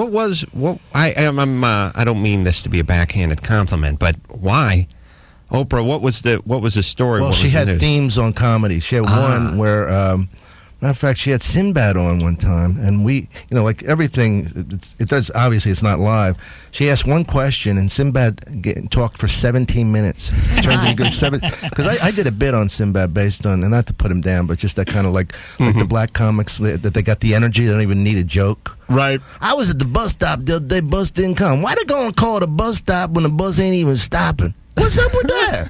You know what I mean? Like, there's no bit, but like the energy. Yeah. Anyway, the reason I did Oprah was... That's why preaching comes so naturally to them. Exactly. You have a captive audience and 4 hours to kill. Oh, I know. With nothing to say. Eddie Griffin would do stuff like this. Instead of giving our kids knives and guns, we should give them pencils and books. Oh, like who's going to argue with that? No, give them knives and guns. Let them learn. Why don't we compromise? Give them a book and a knife. All right, let's take it slow. Let's split the difference. Believe me, you've done it. I've done it. If you do any of those roasts, any of those Comedy Central roasts, and you see Dick Gregory get up there and do 45 minutes on civil liberties and try to direct that into Hugh Hefner or Eddie Griffin, get up there and talk about Pam Anderson for about an hour and 45, you realize, whew. I want to put a revolver in my mouth. Yes. I was at the one with Pamela Anderson. Lewis Black and I went over to see that, and what was her name? Courtney Love. Yeah. Every time the tension was off her, she would just lift her legs in the air. Yes, that was it. Wow, there's a good punchline. Yeah, she's a good writer. I mentioned it got the best laugh out of anything I said, but of course it was cut out of the thing, which is. I said, it's got to be surreal for Courtney Love, which was a short 7 or 8 years ago. She's on stage. She pulls her skirt up. 12,000 people go insane. Yeah, now she threatens to pull her top off, and 5,000 people yell, "Holy Christ, no. Exactly. No. Please, no. Dear God, no." Don't unleash them. 5,000 drunk atheists, by the way, in the crowd yelled, "Dear Christ, no. Put the top back on." That's got to be a weird message. She had pretty nice legs, though. I got to say, she was looking a little heavy. She was sitting next to me in the makeup chair before the roast, chain smoking, yelling at her publicist on a cell phone, and he was standing behind her. Sober, by the way, and just as insane gets. Oh yeah, it's weird. Like when you get high or drunk, you probably just mellow out, right? Me? Yeah. I mean, mostly. I mean, I fight with my girlfriend sometime. Right. Like these stupid fights that you would stuff that you would never say when you were sober. Like, I hope your kid dies. That kind of. You know what I mean? Like, mean. And it's your kid too. Yeah. Stuff you would never say. She just went back to her husband again. My girlfriend. It's such a weird relationship, but anyway, I digress. But tell me. It's very weird. I met this woman. And she lied to me so much that I fell in love with her. Mm-hmm. Right? It was like one of those. Everything was like I met her at a go-go bar. She was bartending, and she knew that I had stop. And I promised myself I wasn't going to cry. You son of a bitch! Where are these go-go bars, by the way? This is in Atlantic City. It's actually called a go-go bar. They have go-go bars because it's not a strip club. They call them bikini bars or go-go bars. Right. I know it sounds antiquated. That. Yeah, no, I like it. Like they're going to do Shindig or something. But Dick Clark's going to come out with the bright black hair and start screaming into a thin microphone. Yeah. But she told me that I met her and just clicked. Mm-hmm. Long story short, I said, well, you want to come out with me? She was bartending. I don't know where I got the chutzpah to ask her. She said, yeah. I take her out to this casino I'm playing called Borgata, and she comes over and she said, let me ask the manager. The manager was her husband. Wow. And the reason that she let him go out with me, because she thought I was a mark, because she thought, well, he's kind of famous, he must have a couple bucks. Mm-hmm. And, she will she thought I was he's a goomba, he probably gambles. Mm-hmm. So I'd put a couple $1,000s down and give her $500 to gamble. And that's how they pocket the money. Dom Irrera here, by the way, telling wait us a second. tales of woe. So she's married, and you start dating her. Do you have sex with her? No, I didn't. Well, first of all, I didn't start dating. I just had... I had no intention of having sex with her because it was all happening so fast. I didn't kind of believe it. She's pretty hot, I'll show you some pictures of her off the air. Like it's going to matter if it's on the air. The pictures. Like to see it, yeah. Anyway. You ultimately had sex with her, though, well, right? First, I wouldn't, but she did. She performed an act on me that's known in the Bible as a BJ. But she's on the grift initially? No, this isn't the first. Well, yeah. First of all, she lied to me. She said she was unmarried with one child. She was married with 2 kids. Uh-huh. She's never called me on a Wednesday or Thursday. And I'm thinking, what did she go out with, like a fireman or something? Right. Who's like, at the place. And anyway, so I believed it. Anyway, long story short, we ended up falling in love. retarded as I am and nuts as she is. Right. And that's what happened. So now she has to go back because they're thinking of taking her other kid. And it's a very long story. She has a kid, two kids for two different guys, but one is her husband. Mm-hmm. And I've talked to her husband the other night. It's like so you guys broken up now? No, well, we break up and we get horny and come back. It's like how long has this been going on? Since July. And Dom, have you been married before? Yeah, I was married and divorced. Yeah. Are you not going to get married again? No, I don't know. I mean, I was married to the woman who played the mother of the ugly baby on Seinfeld. Mm-hmm. Remember her? Yeah. Jerry, the baby. We were in an improv group together. We fell in love, and we were married for a while. But, I was like, at the time, I couldn't be married because the temptation in comedy, we're talking about like ugly guys, you can get women in comedy. If I went into a bar right now and I was a plumber, no shot. No. Right? But what I look like now goes from portly to cuddly. Mm-hmm. Because of your cachet of stage and something. That's what I hear. It's amazing. It's amazing. And especially if there's women in the audience of the show you're doing and you perform. Well, that's exactly what happens. It's not like you do your gigs at 10 a.m. or noon. You do it at 10 o'clock. People are drunk. You meet up with them after the show. It's midnight. You're standing around the bar. Right. You're on the road. Yeah. Good lighting. Oh, my God. I was down at the Comedy Magic Club a month ago, and these two women, an Irish girl and an English girl, come up to me at Hennessy's. And it was so so easy. It was so easy I didn't want to do it. She says, why don't we go back to your place? We'll show you a good time. They're 21 and 22. I'm thinking, look at me. I'm hideous. Well, you're gay, too. Forget about hideous. So easy, you didn't want to do it? The combined age was 39, you didn't want to do it? I am so gay, I'm almost straight again. I swear to God. Because you're staying faithful to the lady who's trying to No. I just didn't want to be bothered. They were drunk, but I'm just saying the opportunities. If there was a part of me that was going, how do you even pass this up if you don't feel like doing it? Mm-hmm. Just for the story. Yeah. Right. But I knew it was going to happen. They were so drunk, they were going to sober up, then I'd have to drive them home or give them, it's like it's going to be a pain. It wasn't going to be worth it. It was worth going home watching Adults Unlimited or whatever. The beauty about being a comedian or even having a sense of humor, no matter how much you achieve, you're always tortured. And even when you're presented with this manna from heaven in the form of the two 20-year-old chicks, you still turn it down just to F with yourself. Yeah, just because if you're not going to be tortured, you'll have to be the one who does the torturing. Well, also, you figure, like, even in the most dramatic things in life, you think there might be a bit in this. Mm-hmm. Like, my sister died recently. I love my sister like nobody in there. I talk to her every day. And even in the middle of that and all that, like, crying and stuff, I thought to myself, somebody said, she's in a better place. Mm-hmm. I go, she's in a better place. She's in the ground. You know what a better place is? You ever been to Tahiti? That's a better place. That's better. Oahu's a much better. Actually, a dentist chair is a better place than this. But I mean, as soon as what I'm saying is, even in the middle of that pain, you're still thinking something might be funny there. That'd be a cruel joke to bury someone in a dentist chair. That'd be a fun eternal joke. I know I don't like the better place talk because they always do that. They start every eulogy with the bad news is young Jeremy's gone. The good news is he's gone to a better place. No longer does he have to deal with the pain and why is everybody so sad? Better place. I'm always why is everybody crying? By the way, what are we all then? We're all just stuck in hell? Yeah, right. Like, I don't like the idea. Get out of here. Yeah. This sucks. This place we're all in, we're trying to keep in. That's a funny idea, a eulogy being... You never hear like a eulogy bad. This man was a prick. He was a nasty man. I don't know why we're here. He did. He got his coming up or whatever. I wouldn't mind if they said the place he's gone to is a push. Yeah. I mean, no better, no worse. Depends what your cup of tea is. But it's about the same. The fact that it's so much better than what we have really makes me depressed. Yeah, then why are we all not euphoric when we're 93 celebrating that we're about to be dead? I get to go. It's my turn. Oh, come on, God, take me. Dom Irrera is in studio. He's going to be at the Laugh Factory this Friday and Saturday, 10 o'clock in Hollywood. Take a quick break, Dom. Hang out. Tell us more depressing stories of death and being I thought it was run pretty around. Good. I thought it was down to earth and a little bit funny, but not overbearing. And I didn't do bits. No, look, it was a 6.5 to 7. We're looking for 8s and 9s. Right. We'll be right back after this. This is Republican Representative Richard Martin, and you're listening to the devil-loving Adam Carolla Show. Give Adam a call now at 1-866-901-ADAM. Mm-hmm. Dom Irrera in studio. Dom can be found at the Laugh Factory Friday, Saturday, I'm 10 also o'clock. going to New Zealand next week, which I think is really. It's good exposure for.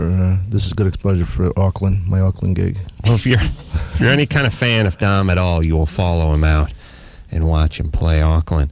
James? Yeah, what's up? You have a comment? Yeah, I was just listening to you guys talk about funerals and what people say, how it's ridiculous. And I've been to a couple funerals before, and how about when it's open casket and everyone's looking at them going, oh, they look so peaceful. Don't they look so peaceful? Yeah. And I'm thinking to myself, they're stiff as a board. Looks like They're he's not sleeping. peaceful. Yeah. Looks like he's sleeping. Looks like he's sleeping with a wig and makeup on. Plus, Yeah. That's happened to me, too. I saw someone who'd been in a car accident. Their religion made them have the casket open. That's a wig, yeah. Yeah. Looked like all messed up. They had wax all over them, makeup, and they're like, doesn't she look so peaceful? And I'm like, not so much. I'm going to go ahead and say no. It's a weird ritual too. It's a weird thing when the people parade in front of the open casket and they just go. They go, well, I just want to see him one more time. It's sort of like, I don't know. It's sort of like you love pizza, but you want to look at it after it's been passed through somebody one more time before you flush the toilet. It's like, I want to remember the pizza as it was. That's right. Better even to go to Madame Tussauds wax museum than to see this. This is it's ghoulish and disgusting. Eyes sewn shut, blood drawn out of the body, rock hard. You should have him sitting up, like waving, like a thumbs up in a chair. Yeah. You know what I'm going to do with everyone I love in my family and in my immediate surroundings is I'm going to ask them just lie down, shut your eyes, pretend like you're sleeping or dead, and let me just look at you for a second. And then if you die and we do the open casket, yeah, Dave, put a suit on and lie down. Let me stare at you because I don't want to have to go up to the casket. Plus, you know I'm poking you. There's just no way I'm walking by that and casket plus, without a finger. For all we know, I might die during football season. I meant with my finger, you pig. Necrophilia. How dare you desecrate the memory of Dave Damashek by Hey, you saying think I didn't love Dave, too? Yeah, but I don't mean love. Look at him. He looks like he's sleeping. He's so peaceful. He's going to a better place. He's going to a much better place, especially right here. He's going to a better place. He's going to a better show. He doesn't even seem to mind Carolla making sweet anal love to him. Oh, boy. It's dude love. I got to eat today. Dom, we play a game every once in a while on the show called a hypothetical question. That is where I ask you. I pose a hypothetical question. No wrong answers. Impossible to get a wrong answer. It's who would you rather drive cross country with in a car? Would you rather drive with this guy or this guy? I give you the two guys. These aren't celebrity names. It's just that guy. Well, and you tell us who you'd rather drive. I hate that guy, so the other guy. Yeah, but you haven't. That's a hypothetical answer. Yeah. Oh, you haven't heard the guy yet. I know, Imagine but you're just driving practicing. around New Zealand next week with one of these two people. Right. All right. You ready? Yeah. I think we have a song for this, by the way. I got love. Oh. On the road again. Yeehaw! Songs ramp up for a while. Two people that you cannot stand. Driving cross country all across this big old land. It's the hypothetical road trip game. Well, that was worth the wait, wasn't it? That was nice. All right. First guy. This a-hole. The guy who claims he doesn't watch TV. All right. And, you know, like... he knows every show. And I wouldn't mind this guy except for he's chomping at the bit. He wants to... Yeah. He loves telling people that. You're like, hey, could you pass the hummus? I don't watch TV. Yeah. I read. Yeah, okay, J.O. I just want the hummus.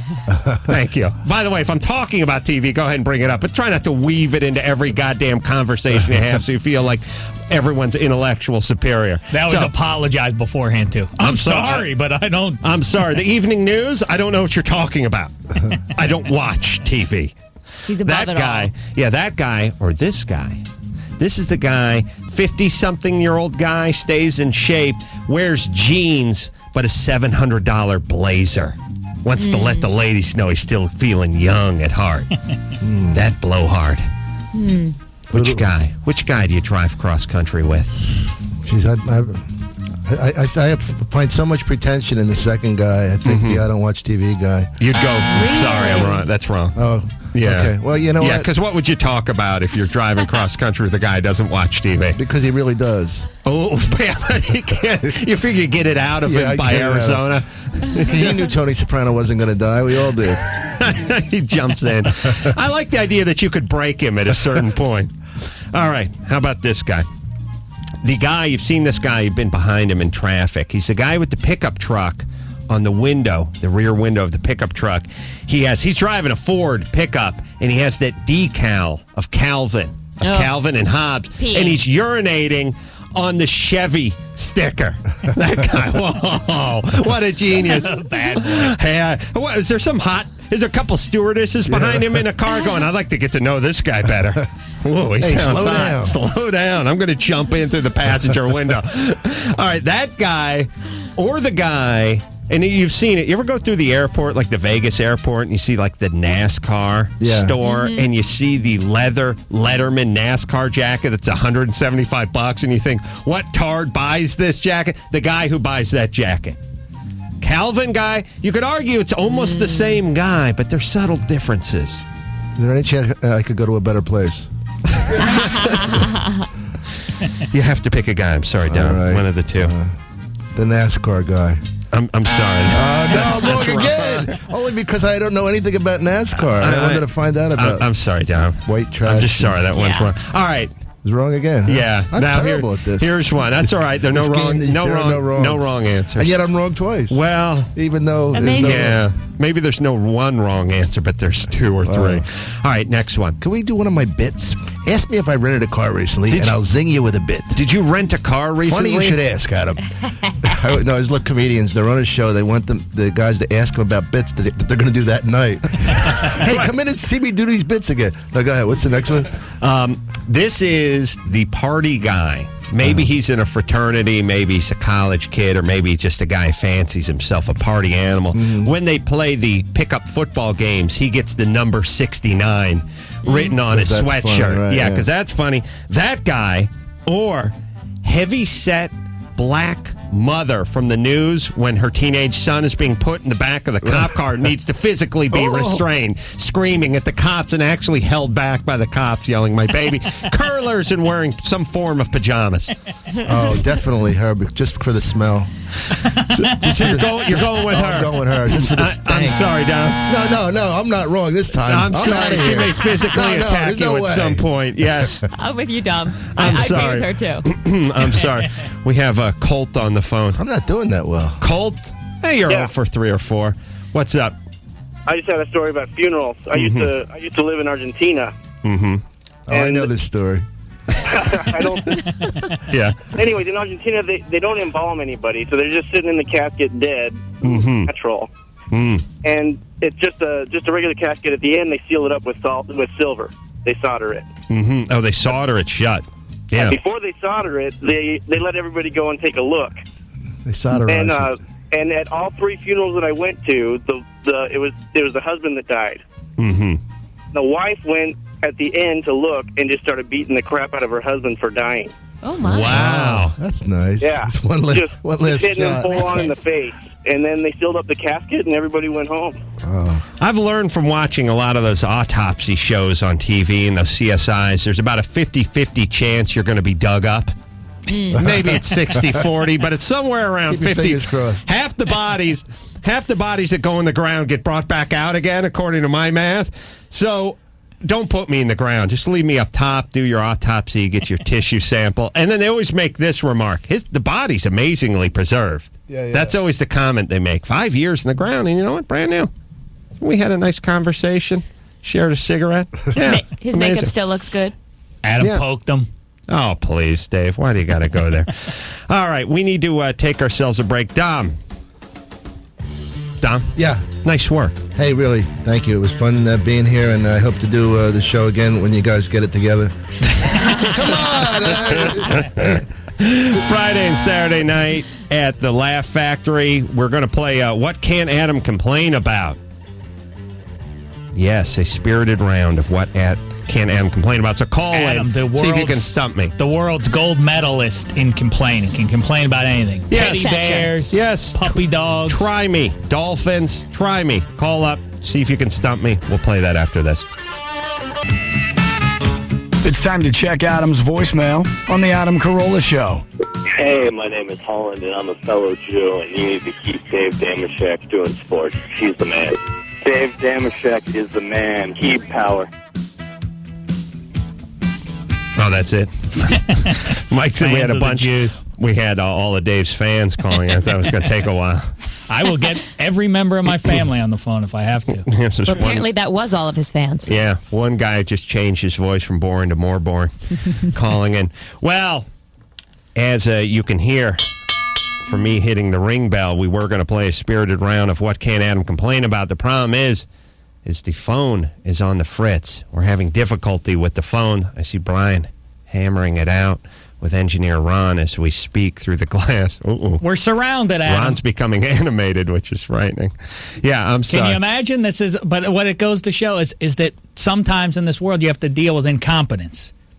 People who don't do as well as they might do. You know, I don't try as hard to get along with mankind as they might. I don't know whose fault it is. I don't want to start assigning blame just yet. We still need the calls because we're going to play a round of this when we get our phones up and running. Now yes, I ask you, couldn't Tracy. it just be a technological issue, Adam? Couldn't that just be the problem, not, human error? I'm guessing there is a technological problem we're having with the phones, but the point is we'll have to postpone What Can Adam Complain About? But don't worry, everybody. We have a little something called the Jerk Report coming up from one Dave Damashek. Interesting. Shall we begin? I think we shall. Let's do it. The Jerk Report with Dave Damashek reporting. Let me say this, by the way. When I say we now have the Jerk Report with one Dave Damashek and you see me slide my chair back, that's code for let's begin. All right. We've got a late entry to the Jerk Report. His name is That's more Lynch's fault than it is yours. But what? He hits the button that starts it. Oh, really? Well, then it is your fault. See, human error this time. All right. Oh, I'm on the Jerk Report now, aren't I? Well, you did point the finger. Yeah, you did drop a dime. Adam Carolla plus his lackey, Mike Lynch. All right. Lackeys. Now we're all set. That's a lofty goal for Mike. If he plays his cards right, in a few years, he'll get up to lackey. All right. Now, let it begin. Mm-hmm. As always, I start with anyone who hears that knows that this is the Jerk Report, but you hear underneath the song Creep is playing. Yeah. If you feel obliged to point that out, then you, my friend, are a jerk. There we go. Way to hit jerk. Lynch. How was Lynch again? Now you've definitely affirmed your entry onto the Jerk Report. All right. Next one. I was just in the bathroom making water, the public bathroom, and I go in there and I see that the floor in front of the urinal is covered in urine. Yes. Yeah. Urine everywhere. I understand. I don't want to pee on my shoes either. But how wide a berth are you going to take, fella?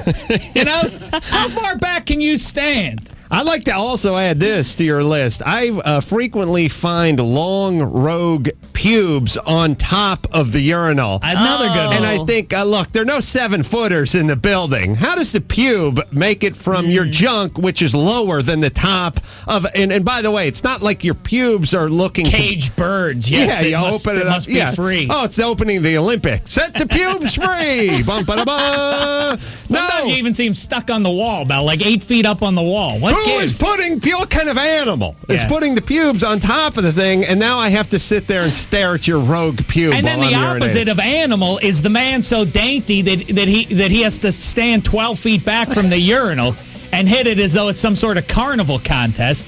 Therefore, I have to now tread in the urine. Yes. Well, women do the same thing, peeing on the seat. Really? No. Oh, yeah. How does that work? They squat. We squat. Oh, they don't touch. We don't, because God forbid we should touch the seat and catch a germ. Ah. And then the seat is just sprayed with pee. They go sumo style. Yes. Yeah. Exactly sumo style. I think women, by the way, we're in the middle of poor Dave's Jerk Report. Tracy Metro, by the way, filling in for whoever's doing the news on this show and doing a fine job. Thank you, baby. I think the urine comes out with more gusto than it does with the guys. Ooh. Once in a while, you hear a woman sitting on the pot. It's like, holy like Christ. A horse. What do we do, blow a water main? No. We're just... Honey, we're just closer to the porcelain. Every once in a blue moon, you pass the commode and mom or grandma's on it, and you hear that, and it's like, ugh. It can be bad. You're right. But it comes out with ferocity. Yeah. Well, yeah. To all people who urinate all over the public facilities, you may have avoided getting a little bit of pee on your shoes, but you didn't avoid being a jerk. Next. This leads nicely into my next one. Underpants on men. Okay, you have the boxer shorts. Ace, I know you've railed against the boxer short hole being too big because genitals tend to fall out. They open up. Right. Horse's head gets out of the barn. Here's the other one, though. The boxer briefs, which I adorn, or the tighty whities, they have that weird little contraption in them with the little hole, but it's it's fabric on top of fabric. It's too tight. You couldn't possibly negotiate your wang through there to get it out to make water. Of course, you're just going to pull it down. What is the point of this? Would the manufacturers of these underpants, have me treat my wang like Jack Nicholson at the end of The Shining, chasing Danny around trying to get through the maze? Yeah. No, sir. I'm not going to do it. I thought it was the part where he stuck his head through the hole in the door. But yeah, chasing through the hedge maze. Yeah, that's enough already. Stop it. It's antiquated. Maybe there was a place for it many years ago, but we don't need it anymore. Has used that? Have you ever known anyone to pull their wang through there like that? I don't even know that it's functional. Yeah. And by the way, yes, I said about Jack Nicholson, my wang does bear some resemblance. It's very agile. To Jack? The modern day Nicholson. Wow. That combined with Schultz in Hogan's Heroes because of the helmet. You know? There's I see. And the Prussian helmet. Yes. Nothing. You know, circumcision, baby. Yeah. All right, listen. Boxer brief makers, jerks. Yeah. All right, next. Oh, well, you know what I want to do? As I started last week, I want to include some listeners in the jerks. You know, I can't keep my gaze on every jerk in the world. Thank goodness Andrew Logan wrote in to say, please put a double whammy on a man named Jim Brusca. Yeah. He had me skip my sports one day last week. Outrageous, says America. He says, I waited and waited for sports, but then Brusca skipped it and went to a commercial. What a dirtbag. Give his huge areolas a twist for me, he says. Ooh. How about this? Just a little in the stopgap, let's just put him on the jerk report. Next. I was watching the Entertainment Tonight last night. Koji Karu. Kojo. Listen, this guy's infirmed. He's got kidney ailments. He's jaundiced. He's got the giant head. I feel bad for him. I'm not coming down on him. But then I hear him. He starts weighing in on the way celebrities look. Listen to him talk about Ivanka Trump. And we've saved the most spectacular for last. And I don't mean spectacular in the good way. This is something from Mattel, and it's called Retirement Barbie.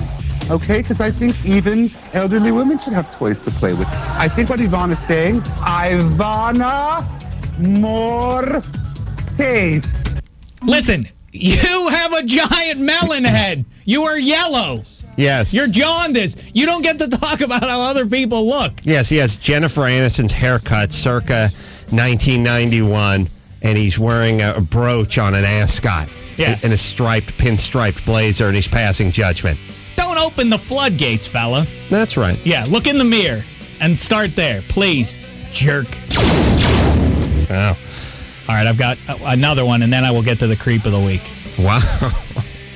All right. His name is Aquaman, and he's been getting a lot of run lately, if you've noticed. And now, is this the creep of the week, or is this last jerk? Yeah, no, this is the last jerk. Here is Aquaman. He's, they talk about him on Entourage. They're supposedly making this movie. The WB or whatever is supposedly making a series about him. Listen, I don't know who he's snowing over there with Superman and Batman and Wonder Woman. They're doing all the heavy lifting. Yeah. Aquaman, first of all, does nothing outside. He's no good out of the water. He's a weakling. Yeah. Robin and Wonder Woman have to fight his fights for him because he's so weak. Right. Then he goes into the water, and he's a so-called superhero because he talks to the fish. Right. But he dispatches all the poor dumb fish to do his bidding. Right. Yeah. You know, like, oh my God, look, there's an evil genius making ill with the submarine. Yeah. Hey, octopus, why don't you go do something about that? That's what he says. Hey, look at the bad guys. They're swimming over here. Hey, whales, why don't you stop them? Right. And then he gets out of the water. Everybody celebrates Aquaman. What a guy. Yeah. Listen, you might be snowing the poor dumb fish, having them do your bidding. Some friend you are. You're not snowing me. Aquaman, I call you a jerk. Yeah. And finally. Yeah, he should get off his fat Speedo and do something. Yeah. I agree. These poor fish. Yeah. Dispatched to do Aquaman playing his mind games with them. And by the way, how do those pitches ever get off the ground? You know what I mean? At some point, some guy from Marvel Comics had to come into a room with his boss in it and say, hey, I have a great idea. He's a guy, wears a Speedo, he talks to whales. Okay, Bernie, I'm going to have to let you go. If, in fact, you're serious about this. Remember, he's called Aquaman. Okay, now I'm going to have you escorted out of the building. And plus, Aquaman. The worst goddamn idea I've ever heard. Not to mention, Aquaman, I don't know if he came up with it or Aquaman, if his mom sewed that scaly orange shirt for him, but he's got the worst superhero outfit, too. Yeah. Pretty boy blonde hair. Yeah, it looks like he has shingles. Beat it, you jerk. Now, for the creep of the week. Yeah. Aquaman's mom. For the 11th straight week, barely nudging out Aquaman's mom. Eunice. And Osama Benny Laden. Okay. Yeah. For the 11th straight week, it's Barry Bonds. Listen, I've had it with all this analysis of like, hey, why isn't Major League Baseball going to celebrate Barry Bonds breaking Babe Ruth? Is he going to beat Hank Aaron and this and that? Mm-hmm. Listen, it has nothing to do with race, Barry, even though you keep saying that's what it's about. It's a race issue, everything else. Hank Aaron is the leader. Mm-hmm. He's the all-time leader. It has nothing to do with race. Hank was black last time I looked. It has to do with the fact that you are a grade A jerk and have been for the last 20 years. Yes, and now you're reaping what you sow. And I was thinking to myself, thank God I tune out for the Jerk Report, because it's always a surprise to me when Barry Bonds makes Creep of the Week every year. That's right. Or every report. Keep pushing your luck, though, Carolla. You're going to make a run at him for next week. All right. That's that. Very nice. Well, there's the Jerk Report from Dave Damashek. Very animated. All right, now we have the phones back up and running. Wonderful. We need to take a break, and we'll be back to play a spirited round of What Can't Adam Complain About? What can Adam complain about? As it turns out, I can complain about anything. Koala bears. Koala bears. They're standoffish. It's like they're hot chicks, but they're covered with fur. And they're on Quaaludes. Masturbation. Uh-huh. 3 seconds. I don't like to watch other guys do it, I'll tell you that right now. I bet you can't complain about Helen Keller. Horrible lay. Totally unresponsive. I did a slow striptease at the foot of the bed. Nothing. I didn't even go any further than that. That's enough. Wow. Not bad.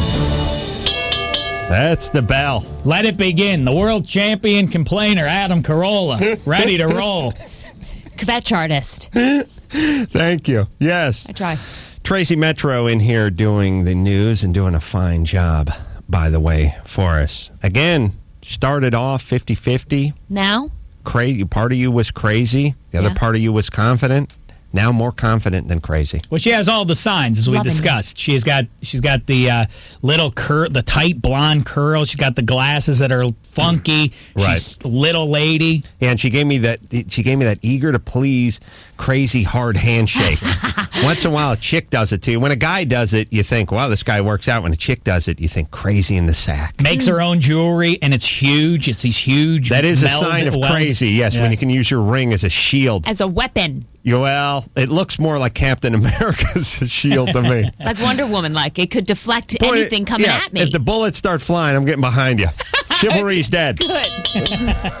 All right. Let's begin. What can't Adam complain about? Stuff. The world is full of it. And one man has a complaint for it all. This is What Can't Adam Complain About? Start with Pat. Pat, topic, please. How can you complain about the Adam Carolla show? I have to get up at 4:30 in the morning, and I have to stare at Brusca's stink eye for 5 hours. What else do you need to know? That was an easy one. Yes. Good warm-up. Dante. Birth control pills. Birth control pills. Well, they give women bad skin, and then they blame you. The women put on a little weight, they put on a little water weight, they get a zit, and then they blame you because it's you who are doing the humping of them, and it turns them into lunatics. They're already nuts. They already started nuts. They came onto the planet as nuts. This is like a pill that makes them insane and gives them bad skin. Who's next? Sergio? Jeff? Yeah, Jeff. Jeff, what's your topic? I don't think you can complain about Old Glory, the flag of these 55 United States. Yes, I can. Oh, you bastard. I'll tell you why I can. I have one. They don't hold up very well. They're not durable. You'd think if you made a flag, and there should be no cheap flags, by the way. They should all be $100 or more. They make pretty cheap flags. You put them on top of your house. You don't take them. Oh, what about all the ceremony that takes place? You ever read the thing that comes on the flag box? Oh, every day you and the Marine color guard have to blow a goddamn bugle and take the thing down and fold it into the shape of a trapezoid and bring it back in while a guy plays taps on a snare drum. Otherwise, you're a communist. You know, it's all. Really have to do this thing. It has to be lit if you leave it up at night. Then you got to go the half flag thing when the dog dies. Too big a pain in the ass, even for this patriot. Sergio? Adam, your very favorite cut of beef, cooked just the way you like it. Beautiful. You're saying a nice steak. Nice. Here's the problem with the nice steak. Whenever you go to a steak joint, you always think to yourself, which one should I go for? Should I go for the T-bone? Should I go for the porterhouse? Should I go for the New York? And ultimately you decide, I'll go with the porterhouse, do it Cajun style. Then you have a bite. And then there's always that point where you lean across the table. Dave, you got the T-bone. Can I have a shot of that? A little taste? No, Trade it's bite? delicious. Let's take a bite. Let me try. No. You made your choice. Let me just try a little taste of that. Oh my God, that is good. Always Jesus Christ, I got a $45 cut of beef here. It tastes like ass now. I'm miserable. I should have gone with the T-bone. I'm such an idiot. God, this sucks. I want to kill myself. Who's next? Gerardo. Don't taste the other guy's meal, because here's the deal. When you taste the other guy's meal, there's two choices. A, it sucks, in which case you just took a bite in the ass. B, it's 10 times better than yours, and now you're miserable. Especially, it was always between yours and the other guy's, but too. But if you're like me, you always feel compelled to even flatter the guy, even when you don't like his steak better. Like, no, you did okay. I mean, it's not. Gerardo. All right, here we go. Topic, please. Hulk Hogan. Hulk Hogan. Calls himself the Hulkster. He's bright orange. He's bald and has long hair simultaneously. Most guys can't do that.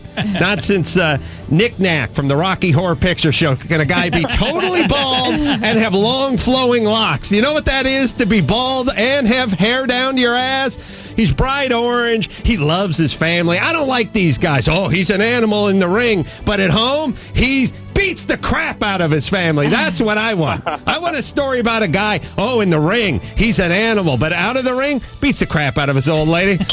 And he beat up Andre the Giant, who is now dead. That's right. That's right. He body slammed a corpse. Dan. Adam. How say you? An all-inclusive gift certificate to your favorite restaurant, and I can clarify that if you want. Go ahead. Okay. You can go any day that you want. You can have as much as you want. You can take whoever you want. You can have unlimited quantities to take home if you like. Listen, Willy Wonka, what are you talking about?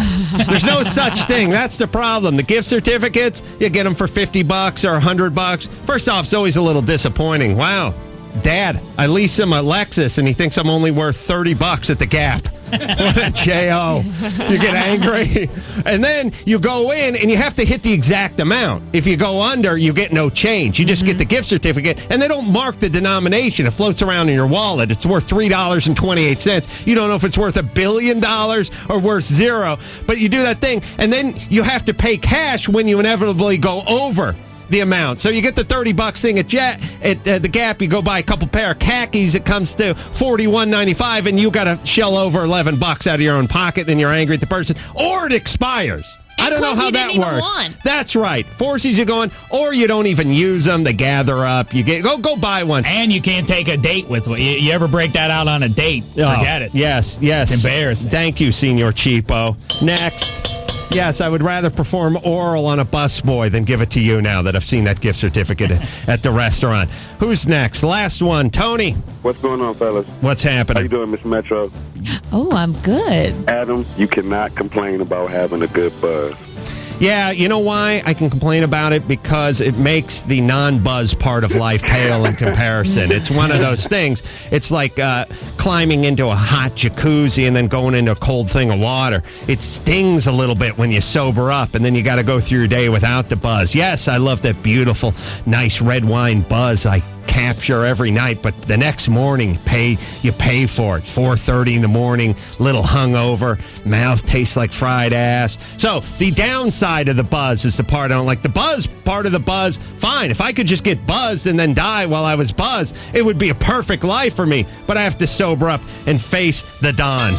And thank you. And that's why they call it That What Can't. What Can't And it Adam needs to Complain be About? It needs to be reiterated that you were not aware of any of these topics until they were thrown to you on the telephone. Impressive job. You are Thank masterful. Thank you. Really. I can't Best complain complainer about there is. Can't complain about your praise. That's for damn sure. Yeah. All right, we're going to take ourselves a little break. Coming up, still on the show, by the way, besides the news and famous sports, actor Guy Pearce.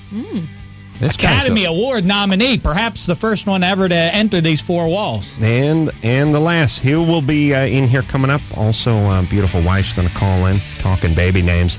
All that after this. Phone lines lit up when I talked about naming my kids. One is Tuffy. Tuffy Carolla. The other one is Bodie. Bodie, the blowhard skier who won, by the way, nothing. Vegas Carolla. Yeah, pretentious. Name the girl after the mother, Lynette. Name the boy after the father, hot black pool guy. Yeah, I think that was Lisa Lampanelli. Sweetie, Hi, Pumpkin. good to talk to you. The lovely Lynette. Hi, Damashek. Hello, Lynette. How are you? I'm doing well, thank you. I love your jerk report. Oh, thank you. My favorite. I feel bad that I had to put your husband on it, but That's all he mouthed right. off one too many times. That's it. all right. No problem beating me up physically or verbally.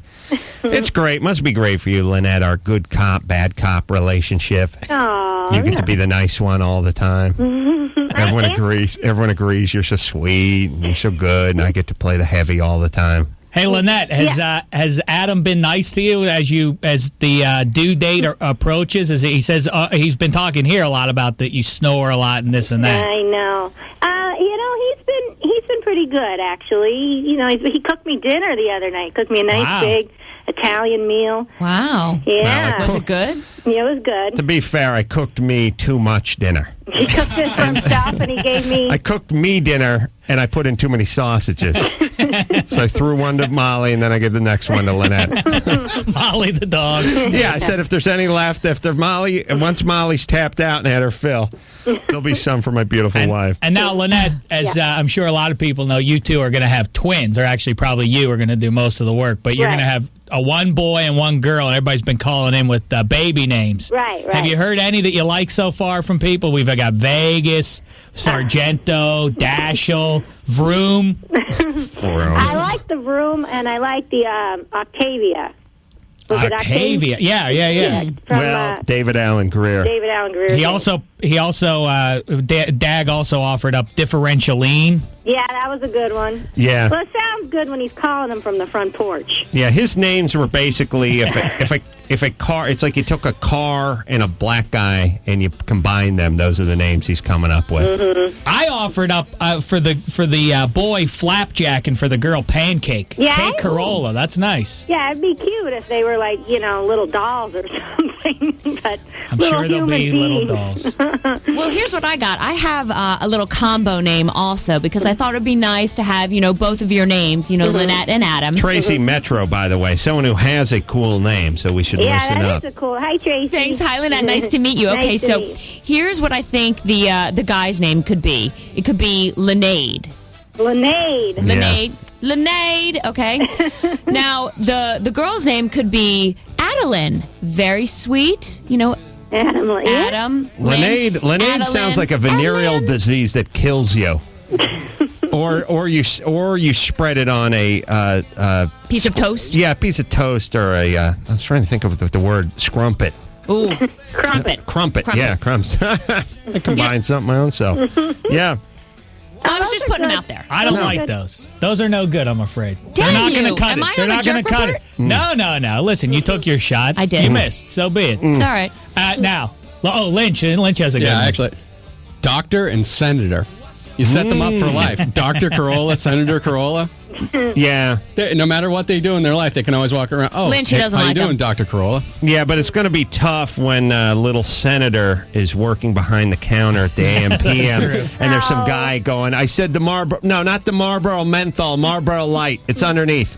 Thanks, Senator. Thank you. Right, but Have fun then with your $4 an hour. They always had that dignity of at least getting the title for the rest of their life, even though they are working Well, that's at a the good AMP. point. Yeah. I like that, Senator Carolla. Lynette, by the way, we were talking yesterday. Adam gave his answer. What if your son turns out to be gay? How do you feel about that? I would be perfectly fine with it. Yeah, everyone says that. No, I would be fine. As long as he's a good boy and he's a good person and he works hard, I'd be fine. See, that's And nice. a good husband. Yeah, but everyone knows gays don't work hard. What about the gay mafia here in town? That's why they need the dual income. They can't support themselves. All this anal poppers and porn. Hey, Lynette. Yeah. You can shed a little light on this. We had a funny story. I have no middle name. Right. And as you know, maybe we'll go middle names. Middle names, you know what you do with the middle name is you have fun. The compulsory part of the competition is over. Now it's time to go for the triple axle. That's the freestyle version of the naming. Middle name, you go Hollywood or Vegas or something fun. So we're sitting down at dinner with my mom, and I say, I have no middle name. What's the story behind that? Is it a tradition with the Carollas or something? And she says, no. Just didn't come up with one. Just didn't come up. Well, I just went through a few hours of labor. I was exhausted. I could only come up with the one name. That's awful. Is it really? There's no story behind no middle name? Nah, just never thought about it. Wow. Emblematic of the relationship. Just like she couldn't find a reason why she didn't have cable. Oh, please, how dare you bash my mother. That is nothing short of an attack. Well, I've been asking you what about middle names and stuff. I'm telling you, Hollywood. Lynette, you're all right with one of the callers, one of our listeners, naming one of the two children? If they come up with a good name. Well, Adam's already signed off on it, so. Oh, really? Well, the woman is the one that signs the birth certificate at the hospital, so. Oh, really? He really isn't the one that signs up. Oh, I think I just hung up on my watch. You caught her. Well, there you go. You may sign the birth certificate, but I wear the pants. Because with the depression of one finger, I can get rid of you. I was trying to punch up Jared, who has a name idea. So try that now. Jared? Yes, sir. What do you got in the name department? I'm sure you're familiar with the front end of a fine automobile. How about caster and camber? He's talking suspension. Yes, sir. Okay. Which is the girl there? That would be the camber Corolla. I think that rolls off nicely. Caster, though? Camby. Yeah, too political. Yeah, Caster. Yes. Okay. Thank you for that. Yes? Yeah, well, if you think about it, they'll always be in tow. Okay. I love your inane and obscure names that pertain to wheel alignment, but I think I'm the only person in North America who knows what the F you're talking about. Yeah. When you go in and get your car aligned, they deal with the camber. That's how much your wheels lean in and lean out, toe in and toe out. It has to do with the front end alignment. You have to work at a Midas in order to laugh, and even then you wouldn't think it was funny. Tony? Hey, how you doing? What's up? Look, I got a set of twins. I had a hard time trying to pick a name for them. So I just named my son after me and my daughter after her mom, but I took off one of the letters. But check this out for you, because you Adam Carolla. Thank you, Tony. King Adam Carolla and Queen Lynette Carolla. King and Queen, middle name, first name slides over to middle name. I got to tell you, don't take any offense to this, but you're black, right? Of course. You guys can get away with that crap. Yeah, There's two things you guys can do. You can. Here's the beauty. You always talk about what a bad deal it is being black in this country. Well, listen to this. You can name your kid whatever the F you want. No one ever says anything. And you can wear whatever hats you want. Yeah. You walk around with a top hat on. No one would say say anything to you. And I can't wear. Sometimes I wear a top hat just to go to the store to get some cigarettes. We got a choice. Look, I know the point is as white guys, we get baseball caps or yarmulkes, and as the kids, if you name your kid anything other than Steve or Dave, you're a retard. Yeah, what about Apple and Moses? Diametric and but all we do is make fun of them. You guys doing the same thing we doing. So go ahead, take a shot, baby. Take a shot. But here's what I'm saying, Tony. Here's America in the mouth, Adam. Here's what I'm saying. Gwyneth Paltrow names her kid Apple, and all people do is make fun of it for the next 6 months, right? Uh-huh. Meanwhile, Bobby Brown names his first 14 kids Bobby and the first girl Bobalina, and no one says a goddamn word about it. Because we're scared. We're scared. That's right. I'm just saying, name your kid whatever you want. Santonio, and go ahead and put that Shriner's hat on and enjoy. Black guys also get to wear purple suits. That looks good on a black guy. You look ridiculous as a white guy. Yeah, I'm telling you. You never, there's so much talk about racism. No one talks about the hats. Plexico. No one has the guts to talk about the hats. DeQuell. Lynette? Yeah, thanks. Well, there you go. We're going with Plexico and Santana. Perfect. All right, baby doll. We got to take a break. I'm sorry for hanging up on you. How much longer, Lynette, by the way? Not too much longer. 4 weeks now. About a month. Yeah, month away. Could come any day. Any day now. Should Adam pick you something up, a nice a bite to eat or something on the way home? Sure. I'll take a sandwich. Yeah. I'm gonna drink a 40 in the park and see a matinee, so I won't be back until about 6. All right. That's what you do after the show. Every show, yeah. All right, baby doll. Okay, Pumpkin. God love you. Love you. Bye. And the other thing too is she's 4 or 5 weeks away, but I checked her belly yesterday and it was snare drum tight. I mean, she's not a big woman. There's 2 twins in her, and basically, if she was a turkey, that little red thermometer thing would have popped last Wednesday. So I don't know if she's going to make it.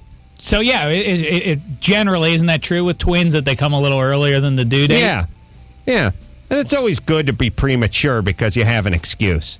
Yeah. You know what I mean? Your kid's a little slow. Well, I was premature. That's all. So we didn't solve anything as far as the names go. No, but every bit gets us closer. We'll take ourselves a quick break. We'll be back with the news and sports. Also, nominated actor. That's right. What's that? Oscar. Academy Award nominated actor Guy Pearce coming in. All that after the news and sports. May 10th at the Hollywood Improv. Christian, a Jew, and the Adam Carolla crew. Get tickets now at HollywoodImprov.com. Now, from earlier this morning, our resident 13-year-old comedian, Christian. There are so many odd jobs in the world, and I'm surprised that people don't mind to work there. You'd have to be some kind of a messed up child to answer, what do you want to be when you grow up, with a mortician. It's your imagination, what would the answer be? Well, I've always had a fascination with roadkill and makeup. At what point in your life do you realize that you want to paint dead people? That is a young Christian. Jeff Ross was on hold for the last 45 minutes, and he just dropped off. He was mentoring Christian. He's PO'd because he's been up all night. He's an artist, Jeff Ross. He's a comedian. He's out there hitting the planks every night, and then the booze and the weed after that.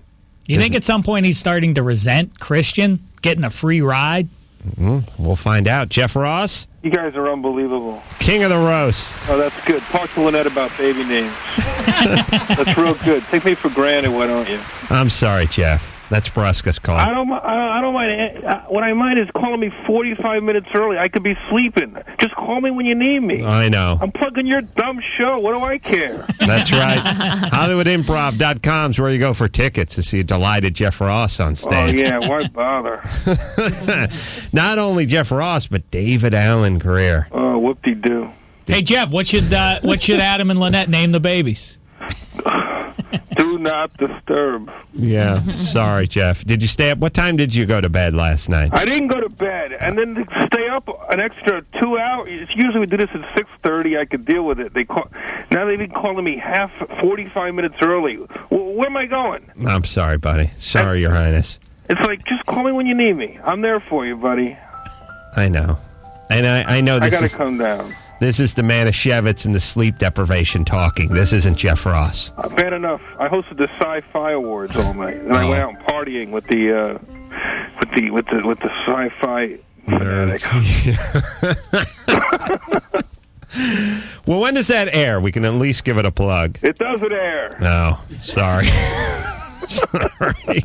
Well, if you sci-fi groupies, though, at least. Yeah, get to hang out with a bunch of guys dressed like woobies or whatever the hell those things are. Wookiees, whatever you nerds are into. Star Trek fans are called Trekkies. Oh, sorry. All right, Star Wars fans are called virgins. See, that's funny. Now, did you hear Christian? What did you think of his act this morning? What are you talking about? All right, I'm sorry. I thought we were going to critique it. We're going to play it for you? Yeah. All right, sorry. Here you go, Jeff Ross. He posted some jokes on my MySpace, I noticed this morning. Mm-hmm. So, were they good? Do you like the direction They're he's actually heading? better than his usual stuff. It looks like he worked hard on it. All right. Well, we just heard Christian do his act. It's the stuff did we about not? the mortician, right, Jeff? Yeah. No. It was it's about, different material. It was about being an honorable mention. Ah, yes, we heard. I think we heard that last week. Another one about Jesus being born now. Well, the point is you're tired, and I don't want to relive Christian's act for the third time in my day. Where is he?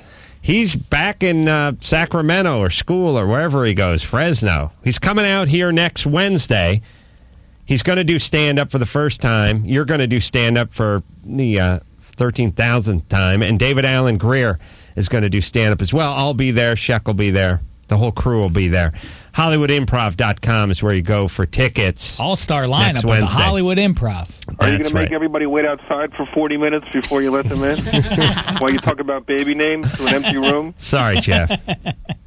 You know, I have great respect for you and the work you do, even though it's unclear what that is. All right, Jeff Ross, everybody. Thank you. Go to bed. Finally. That's it. Go to bed. What about the kid? He'll do all right. He'll land on his feet. Oy vey. Thanks, buddy. Take a nap. Eat one of those pot brownies and go to bed. What do you have to say about him? This is a week before. How do you counsel this Christian as he approaches? I was gonna pat him on the back for posting the jokes on the web and like doing all the press. Like this is the home stretch, you know. He's self-promoting, which to me is the key to success. Yeah. Yeah. No, you're the master of it. You come on my morning radio show and yell at me and then go back to bed. The master of promotion. I never went to bed. Okay, well, go to bed. Thanks, Jeff. Jeff Ross, everyone, at the Hollywood Improv with us a week from today, should Wednesday. Be a good show. HollywoodImprov.com. Yes, it should. And again, David Allen Greer, very funny on the show. Maybe even a funnier stand-up, if you can imagine that. Christian, I'll be there. See what Damashek looks like in person. All right, now it is time for the news. Tracy Metro is doing it this morning. Yes, I am. With gasoline prices at $3 a gallon, everyone is feeling it at the pump. So the House of Representatives is preparing to take a vote that would impose criminal and civil penalties to energy companies who are caught price gouging. Yeah, look, here's how it works, everybody. They have their multi-billion-dollar conglomerations. They pay for guys' campaigns. Mm-hmm. They then owe them favors once they get into power. Yeah. And then once in a while, somebody raises their hand and says, maybe we should raise the minimum gas mileage allowance for American-made automobiles from 21 miles a gallon to 25, and Congress votes it down, and we move on because they have very strong lobbyists. That's the way it goes. And until gas makes it to $7 a gallon, no one's going to be interested, and we want to drive our Denali's. Yeah, but, isn't $3.50 enough, don't you think? Well, we can get used to anything. It's like the frog in the proverbial pot of water. Turn the flame up slowly. It never jumps out, even when it's boiling, which I'm not sure is true. I'm going to try that when I get home. Sounds cruel, but I want to know. Yes, it's never... Look, here's the thing. 30 years ago, we went through this. Yeah. Not 15 years ago, not 20 years ago, 30 years ago. Gas is going to run out. The prices are going through. We're being held at bay for ransom by the OPEC nations. We're giving money to these parts of the world that sponsor terrorism. We don't do a goddamn thing about it. You don't think that we could solve this problem if we wanted to? Yeah, we could. Of course we could do alternative fuels. Of course we could do higher mileage vehicles. We're not interested. Hybrids. Yeah, this is the man. Listen, holding us down. I'm not well enough informed to take the other side of that, but I will say that from what I gather, it's the oil lobby, yes? Yes. The oil lobby contributes tons of money to guys like Bush. They get in, and then they make sure to veto anything that comes across their desk that seems like it would hurt the people that paid for their very expensive campaigns. And it works that way with everything. The NRA works. That's why they have lobbyists. People have interests. And by the way, I don't blame them. They figured out how the system works, and they figured out a way to beat it. How to work it. Imagine if you were a company and you just sunk $50 billion into some offshore oil derrick that was in the Atlantic. Could you imagine wanting to protect that interest? Could you imagine how much money you'd want to spend to protect that interest? That's how it works. Exactly. All right. Now, Stinks. we can do something about it. All we have to do is go out and get a bunch of hybrids and go out and get a bunch of high-mileage vehicles, but we want to drive Humvees into Denali's, and there we don't do anything about it. Exactly. Or you could do the veggie fuel. That's right. That's right. All right. Well, last night on Idol, Paris Bennett, she's the 17-year-old who's one of the 5 finalists. She sang Mary J. Blige's song "Be Without You," which actually has the S word in the lyrics, which of course caused the producers to have to dump her out during the song. Here, have a listen. They see that we did that. It's so true that we've been through it. We got real There it is. been too strong for too long. She sounded good. Must be nice for all the 9-year-olds to hear in the audience. I was watching the end of Idol, watching Paula Abdul and getting livid. I realized, I don't know what she's pulling down, what her new contract is, but it struck me that she's making $5, $6, $7 million a year. And we say a year, but it's like athletes and school teachers. They don't work the year.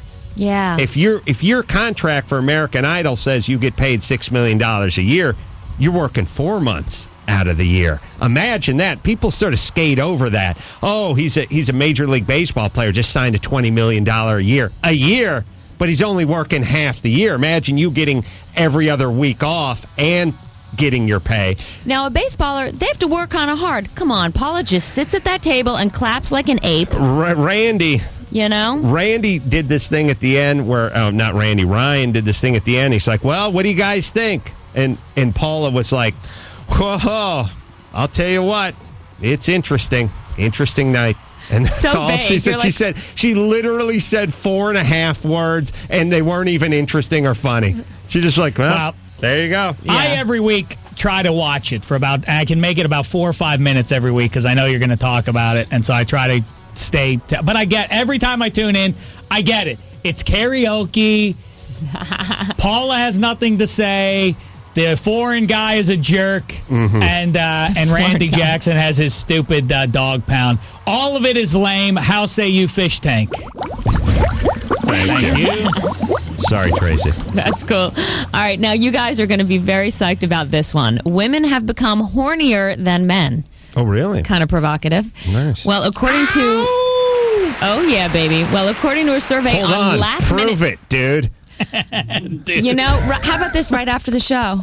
Okay, dude. So according to a survey on lastminute.com, men spend 150 minutes out of every 24 hours thinking about sex, while women spend 180 minutes thinking about it. Yes, you can't quantify that. And by the way, that's 180 minutes of you guys fantasizing about your gardener. That's 150 of us physically tugging ourselves.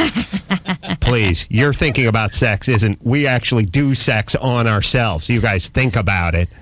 So we're just the thinkers, yes, you guys have you're nothing. the doers. Yes, you talk to women. You're talking to women. Oh, I had a sexy dream. Oh, what happened? Would you get teamed by 8 felons? No. We just had a nice day.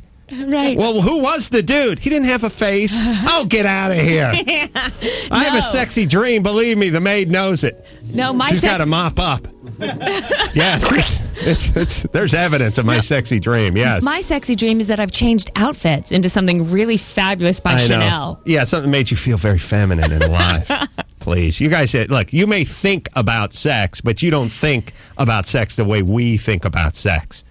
We actually, I'll show you how to think about sex. Oh, please, later. I'll show you thinking about sex. Well, my friend. Hold still while I think about sex on you. Thank you. That's the Metro Minute. It's time for Dave Damashek's number one sports. Number one sports. Do it, Dave. Guess what? Bruska just held up a note to say, make the sport short, and then please underline. I was polite. He's going to tag on 10 minutes for that, Bruska. All right, I will proceed because I am a pro. The battle for LA is going to have to wait. A Lakers win last night down in Phoenix would have clinched the first-round series and given us a Clippers-Kobe second-round matchup. What a thing that would be. All played out in the Staples Center. It didn't work out, at least last night. Suns took it 114-97, but the two teams do it again tomorrow night. Suns might be playing out without Raja Bell, who tackled Kobe Bryant viciously. He's going to be suspended, it looks like. And I also brought this up. I want an answer to it. The disparity in ticket prices. 4 of the games will be Clippers home games, technically. The other 3 Lakers tickets. I want to know how much it's going to cost to go to a Clippers game versus the Lakers home games. I got to say, it's got to be at least $100 difference. The Lakers tickets, more desirable, yes? Are you serious? Yeah. Well, I think if you're a Lakers season ticket holder, that would cost you more than the Clippers. Right, that's what I'm saying. It's same building, though, same playoff games. But you have to charge the same for all the tickets now that they're playing in the same place, do you not? I'm guessing no. That's what I'm saying. Right. I think it's going to be interesting to see the disparity. Sacramento, meantime, gave the Spurs a fight down in San Antonio. They lost, though. The defending champs, the Spurs, now lead the series 3-2. Sacramento gets another shot on Friday. And speaking of Sacramento, the king of California, Arnold Schwarzenegger, emerged from his ivory tower yesterday to meet with NFL Commissioner Paul Tagliabue. Here's how it went. Dylan, you son of a bitch. What's the matter? The CIA got you pushing too many pencils? Is he drunk? Calls him Dylan? Yeah. His name's Paul. But then he went on. He made an impassioned plea. He wants not one, but 2 NFL teams here in the L.A. area. Yeah, why does he just go for Baker's dozen? We haven't had one in 20 years. Well, like I said, I love the tact. See, if you assume that one's a given, now I want 2. Now it makes it that, of course, we have to at least give them 1. You know, sure. I like the argument, and he made a powerful plea. Come on, do it now! How can the NFL say no to that? No. It's just adorable. And by the way, we also were talking, Predators and Terminators may be the 2 front runners and names for these football teams should they happen. But I was thinking about other characters he's played. They could be the L.A. Mr. Freezes, the Anaheim Barbarians, the L.A. Destroyers, the Anaheim Quades.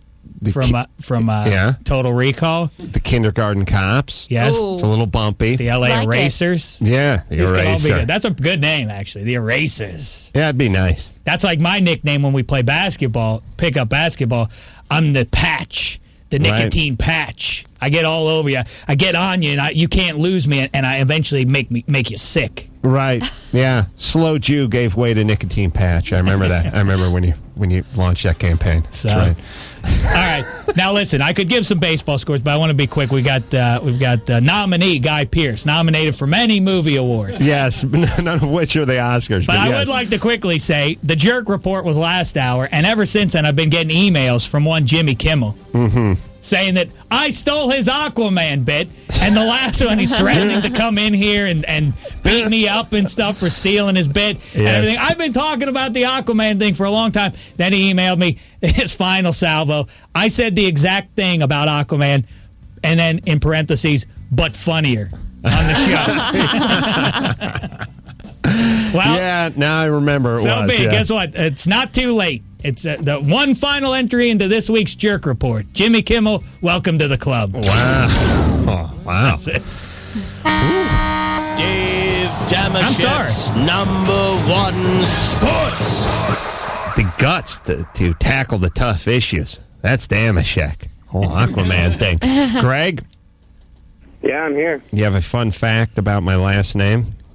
Well, when you're talking about flowers in botany, when you refer to all the petals in a group on a single flower as the Carolla.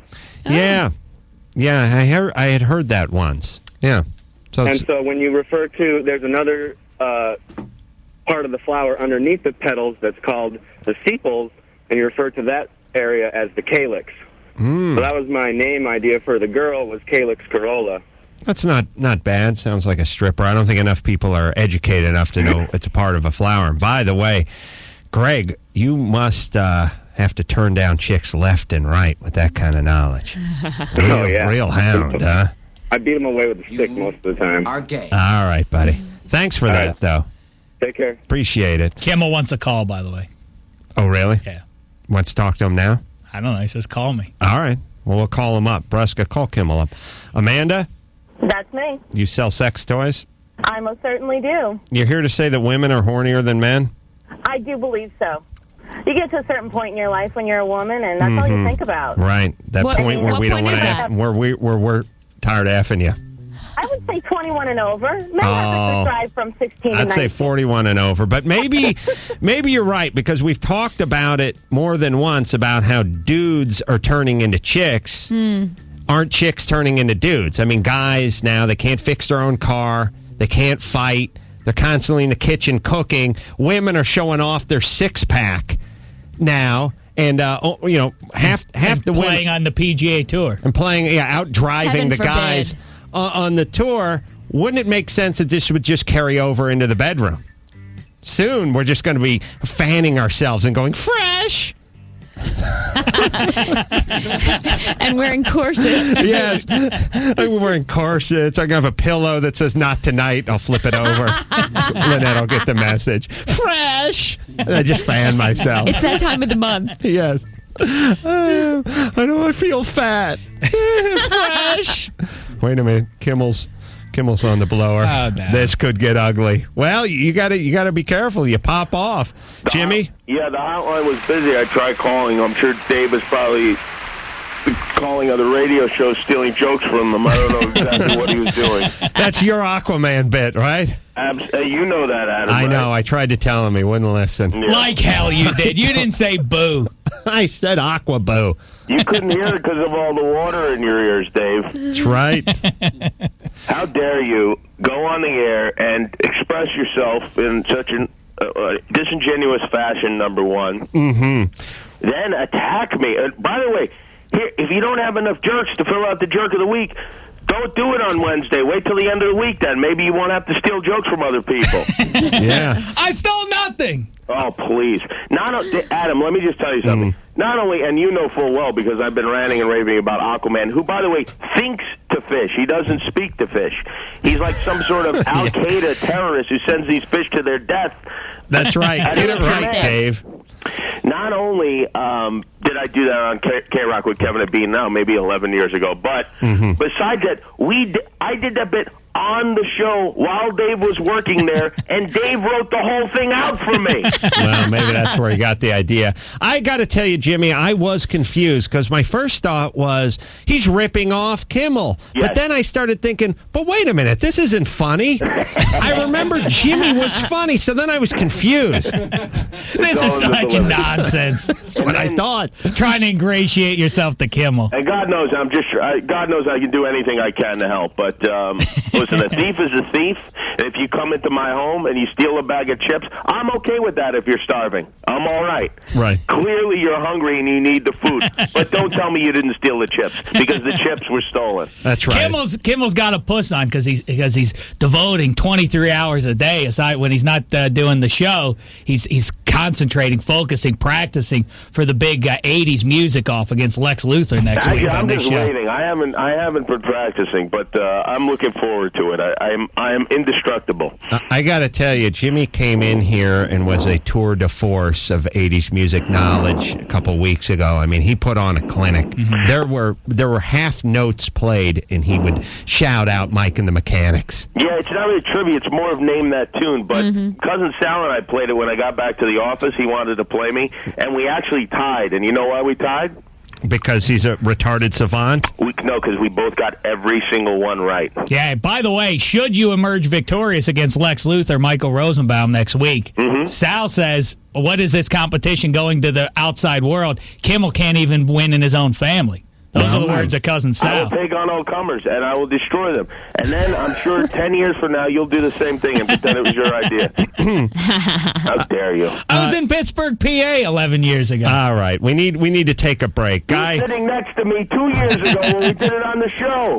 Guy Pearce, who's coming in LA Confidential Memento. Thank you, Jimmy. Thank you. Thank you, Adam. Thanks for nothing, Dave. It took a lot of guts. I got to tell you, Jimmy Kimmel, salt of the earth. Salt of the earth. How dare you rip off my buddy, Jimmy Kimmel? I don't understand what you're getting out of this. I said good day. We're going to take ourselves a break. We'll be back with Guy Pearce after this. Suppose I gave you till Christmas. You want me to kill me, brother?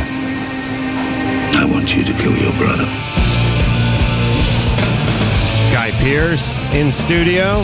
LA Confidential, Memento, The Time Machine. I love Memento. I love LA Confidential too, but Memento. It's cool. Put your headphones on. So I really have to put my headphones on. Yes. What are you scared? You're going to mess up your hair? I can Such hear you a girl. without them. That's a good point. Take your headphones off. Thanks very much. You know what? I'm going to take mine off too.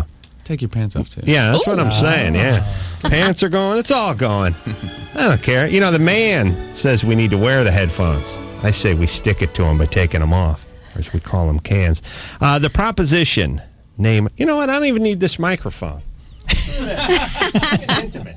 Yeah. Let's unplug it all. Any people eavesdropping on our conversation? All right, maybe Exactly. once. Adam Carolla Unplugged. I like it. The proposition is coming out in L.A. and New York this Friday. And I can't stand it without the headphones. I have to hear the sound of my own nasally drone. Tell us about the movie. It's always the most difficult question to be asked, I find, to tell someone about a movie. All right. It's, it's a rather sort of harrowing story about three brothers who are trying to survive in the wilderness in Australia. Oh, really? Yeah. Oh, I like that. Who are outlaws, essentially. And Ray Winston's character is the local cop who sends one brother out to try and find and kill one of the other brothers. What year are we in? Are we in today? No, 1880s. 1880s? Yeah. And you guys are out on the lam and you're in the outback? Yeah, very much in the isolation of the... and Paul Hogan's trying to get him. That's right. Paul Hogan's out there, and Hugh Jackman, Russell Crowe. It says here you're born in England, but you're raised in Australia. Yeah. I know this is going to sound like blowing so much smoke up your tuchus, but everyone who goes to Australia, comes back and says, you have to go.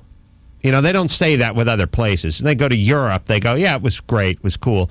But when they go to Australia and they find out you haven't been to Australia, they force you to go to Australia. They go, oh, you got to go. And then secondly, never met someone from Australia that was uptight or blowhard.